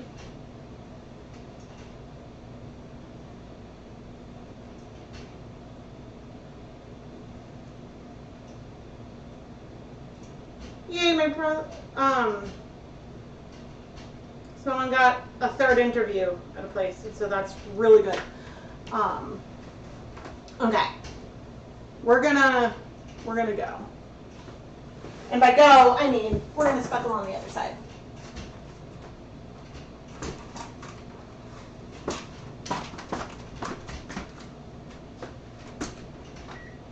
There's only 1 minute left on the timer.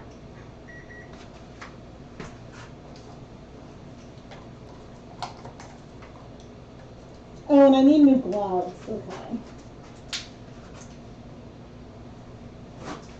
I think glove prices are just starting to come back down because they like over tripled during the pandemic.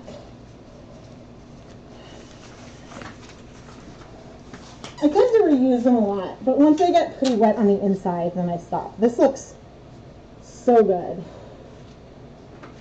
Okay. And when I'm flipping the yarn, there's dye on the counter, which will, like, the yarn will pick up, but the goal is to not streak it. The goal is to place and like pick and move the yarn versus like rubbing it, because if you were to rub it, then you might blend the colors more, and that's not what we're looking for.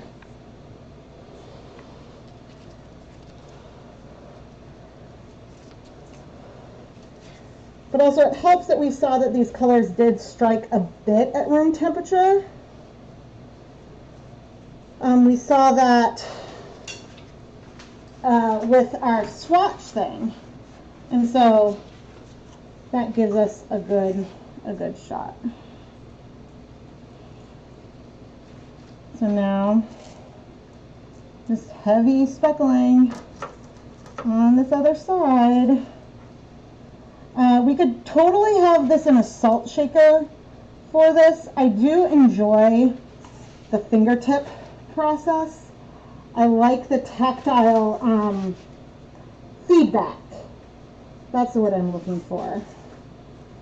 because it makes it easier to know like where you're adding the dye, how quickly you're letting it fall, and things like that. I will probably need to move things again to see if there's other areas where I want more speckles.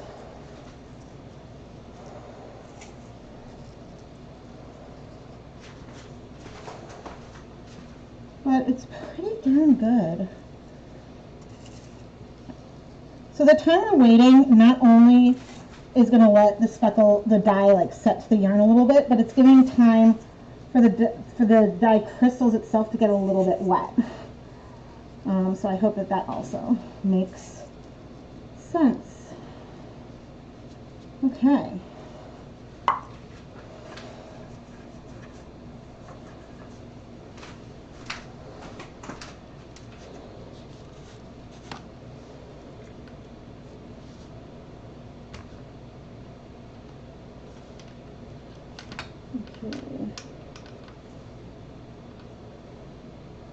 A little bit of footage of the DSLR.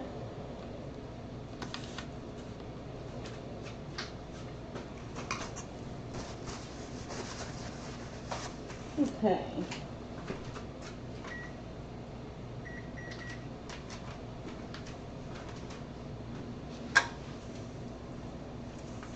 I'm going to use this yarn mop to sort of wipe these edges a little bit.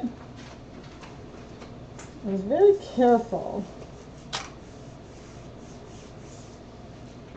but yes, you probably know what I'm doing. Okay. I set it for 5 minutes. I don't think I'm going to wait that long. I think that in like another minute, I'm not going to flip. I'm going to sort of pick and move. And I know that it's really hard, I think, for you at home to see with the webcam. Maybe I'll try to zoom in. Let's see.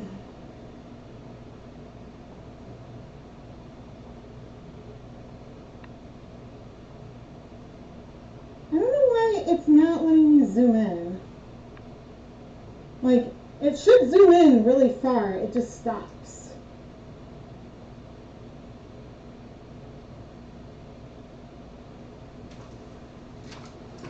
No, the problem with the busted dishwasher is that we had dirty dishes in there. That we were like, oh, we'll run it tomorrow, and then it broke and flooded the kitchen because the intake is what broke. And so we last had dirty dishes in there, so the rack itself isn't clean. Otherwise it would be great because we can use it as a drying rack. So that has been one of the biggest annoyances of the dishwasher breaking.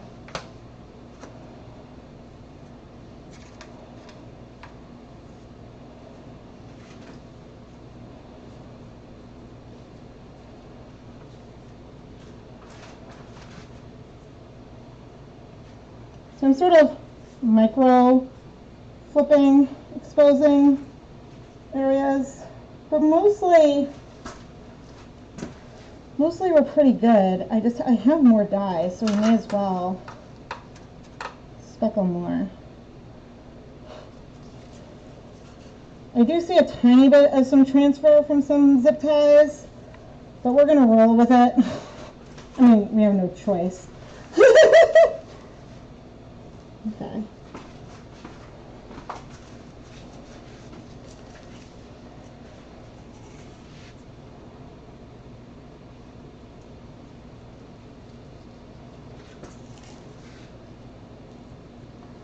It's just sad. Because it seems like most of the time the issue, because I've been washing the zip ties after, but it also actually could be some green from, there's a little bit of green in the straw, so it might not have even been the zip tie.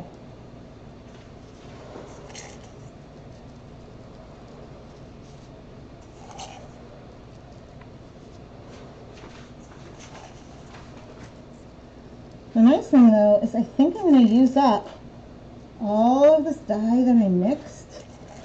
And I cannot tell you how outrageously happy that makes me.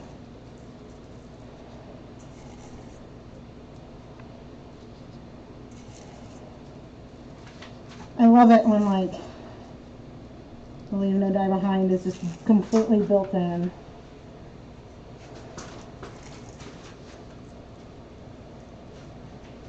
Do, do, do, do, do.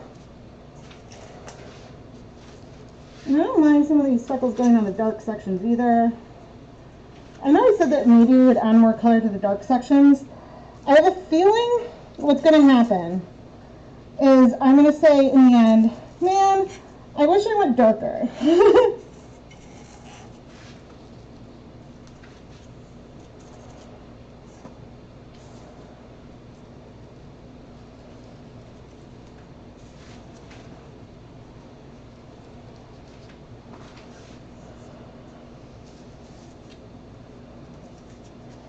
You know what?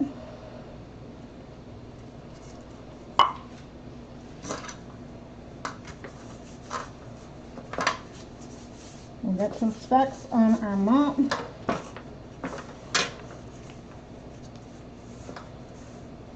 Oh, that was a lot of brown.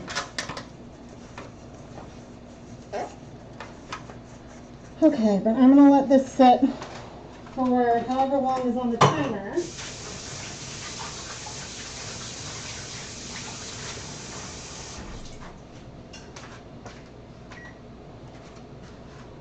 And then we'll go ahead and put it on the steam set for 30 minutes.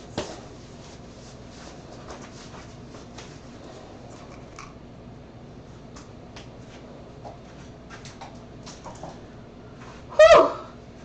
Hot. And so for the swatch that we started at the beginning, I probably could have just steam set that already. Once the steamer basket is full, then I'll go ahead and swatch that as well. Now, there are a lot of elements to this colorway that feel extremely similar to a Dye Pot Weekly that I just shared. But that time I speckled with like a pink and an orange. And I did not use a resist, but we had a similar effect. So you could get something very much like this using straight dye powder in areas, leaving some softer sections and then speckling there. That would work.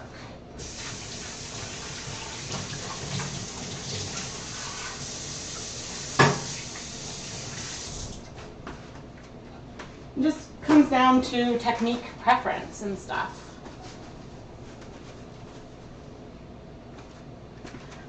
But I don't think I'll stream too much longer. If you have other questions, please get them in. I'm going to wait until we get the yarn in the steamer basket for sure. And then I'm also going to, we'll wait to get the yarn in the steamer basket, and then I'll wipe the counter with the yarn mop so you can see what that looks like. But yeah, this is a multi-layered yarn today. Because sometimes I'll do multiple different colorways in one of these dye-along live streams, but today, the reason why we're not doing that is just solely because we did so many different layers on this one. I mean, technically, this is our, I guess, 4th layer of color. We just didn't always heat set it in the middle. Okay, maybe I see. How do acrylics react with dyes? Are they similar to nylon? No. You adore rainbow colorways, but acrylic is what you crochet with most. So for acrylic yarn, to dye that, you need to use dyes that are specific for dyeing synthetic fibers. The one that I would recommend is Rit Dye More Synthetic. And even so, it's hard to know exactly what color you're going to get. You might mix a color and see a color you like, and then it'll look completely different once you've dyed the yarn. And unfortunately, dyeing acrylic yarn will flatten it because the heat that you need, the near boiling temperatures to set the color, also sort of kill the fibers a little bit and they melt, not into a complete mess, but they lose some of the roundness to them. So that is something to keep in mind for sure. Yes, so, but fiber reactive dyes also won't work. That's not the kind of dye that you want for acrylic. I mean, I guess I should say I don't know that it doesn't work, but if you've ever tie-dyed a t-shirt, then you might notice sometimes that the thread might still be white in contrast, It's because it's not picking up the dye. Okay.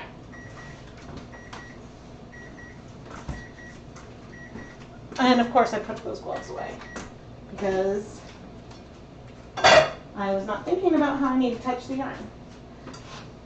So sometimes what I do is like I rinse off the gloves and then I reuse them project to project, and I might have 3 or 4 sets at any given time. And then once they rip or become super stretched out, that's when I change them out. Okay.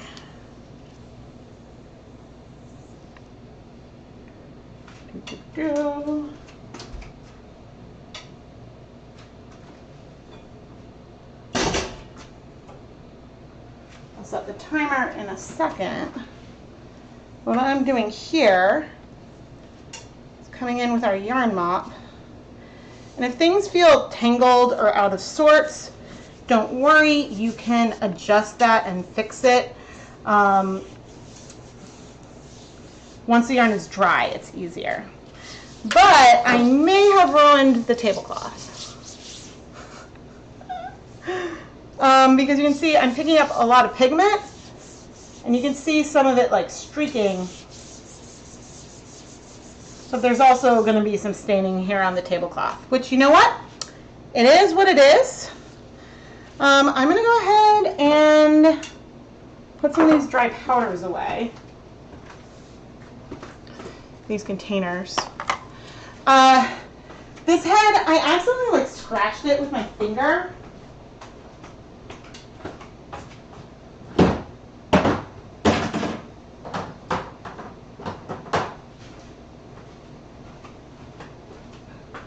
And so therefore, the tablecloth is always a double layer, but in scratching it, there's a hole in one of the layers, like a subtle hole, like over there. And so that's something that I need to deal with at some point. But Jacqueline,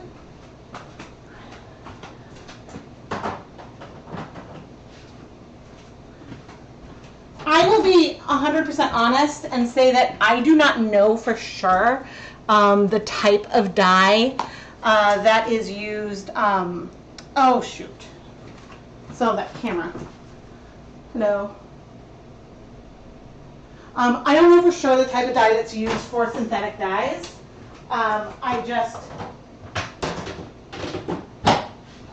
Yeah, because it's easy to dye wool.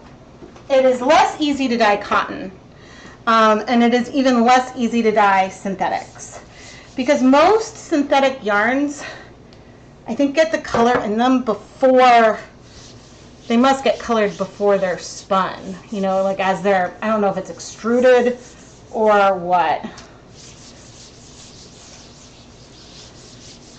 Okay. Oh, that's some fiber. This might be as good as it's going to get, which is sad. Okay, this is going to go in that warm dye bath that I'll probably turn the heat back on. And so that's what we're going to do there.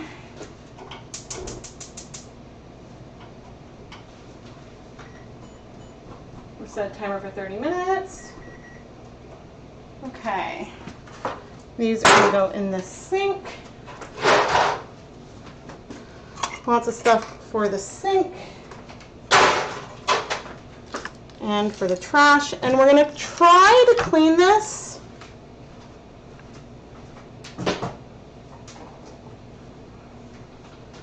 Where is it?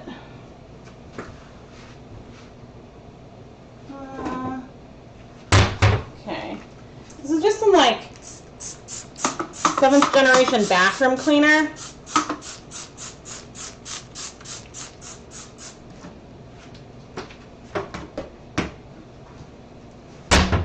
I like it because it's not harsh.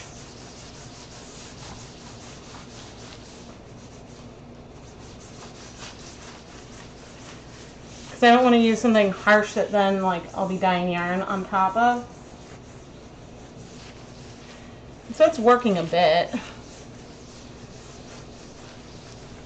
But these shower curtains I use as long as I can. Just then they will hit a point where they don't really work very well anymore.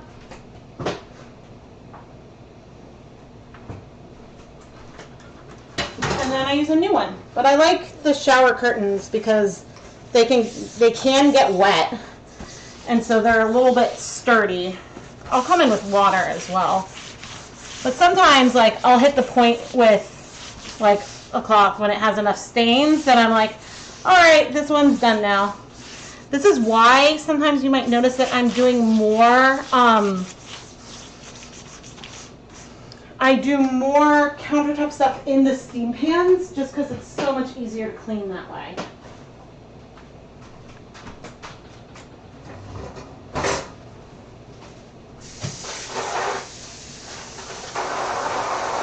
Then I come in with water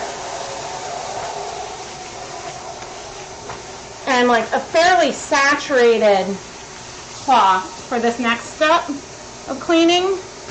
And the reason why it's so saturated is that if there's a dye powder on here, I want it to get wet and to see it. And so then like in 5 minutes or whatever, when I come and wipe this down, then I'll be able to wipe it up. But I do this a few times, and then once I put this away, I clean the whole counter as well, multiple times.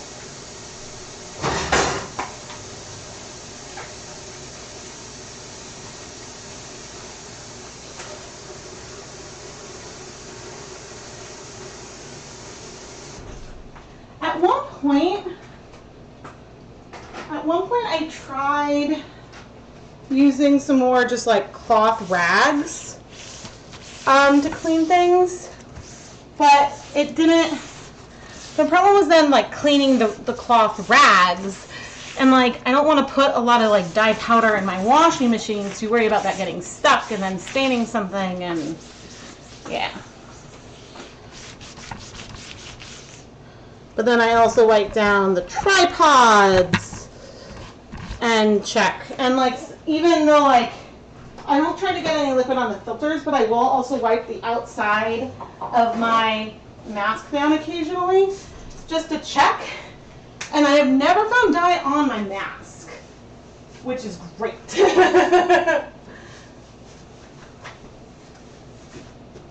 But I am now just quickly washing the floor. Because, and I'm talking about this because sometimes people ask, like, oh, how far does the dye go? You know, we were dealing with powder and like close to the edge, and none of it made it all the way onto the floor. So that's good.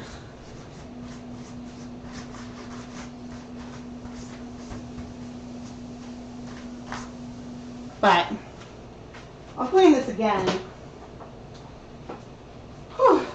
But it's always good to like do one big wipe down, whoop, right away. So yeah, I'll check and see if you guys have any questions. Whew. It got warm in here.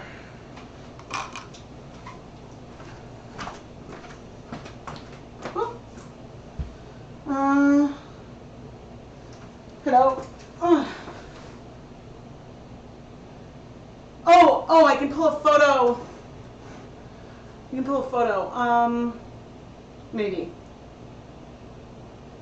I took some close-ups.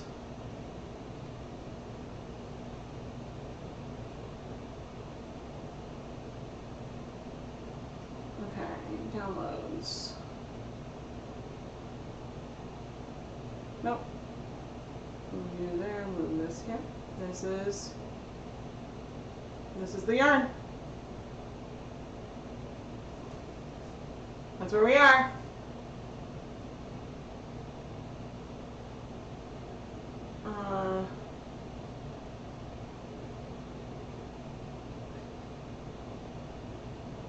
Sweetie. Whew.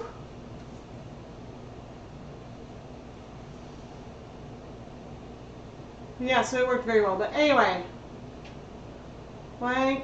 Oh, okay. I was like, I can't hide the right thing. It's not working.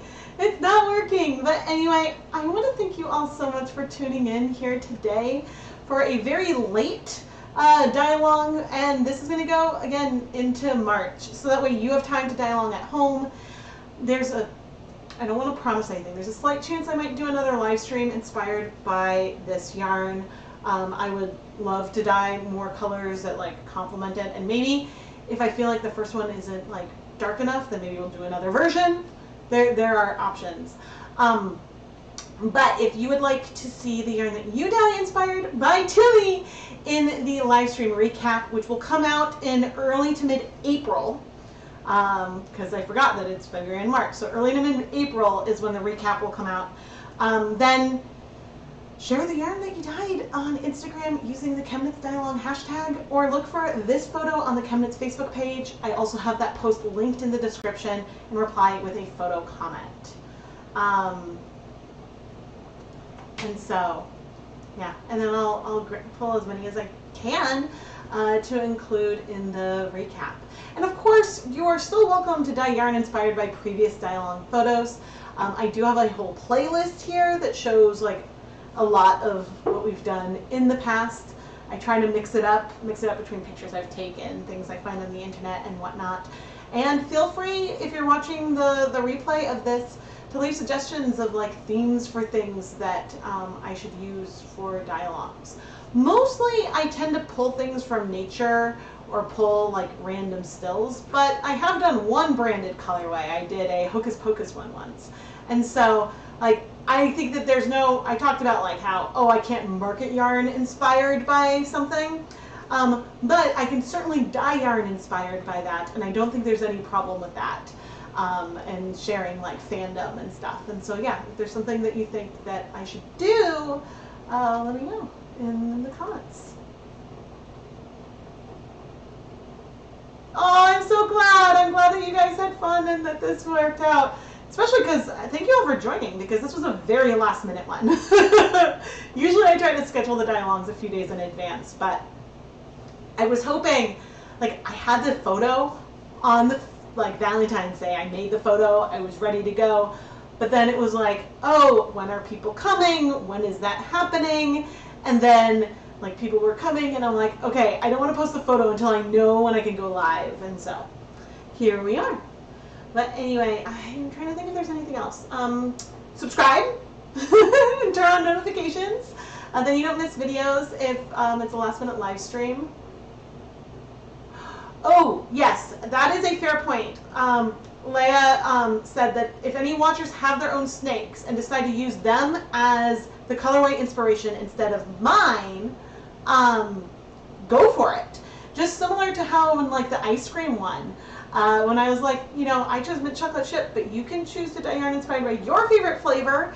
And so, yeah, just if you're sharing something that is different colors, maybe also share like a picture of your friend. And I might then like zoom in on a portion again or actually no, maybe what I would say at the beginning of that video is that there will be pictures of snakes in this recap. So maybe I'll do it like that. But yeah, I think that, yeah, post photo comments of your muse if you're choosing that. I'm so glad. I'm so glad that you guys are enjoying this. Yeah, this turned out so good. And like, I don't know if I'll be able to get a picture of Timmy with the final yarn.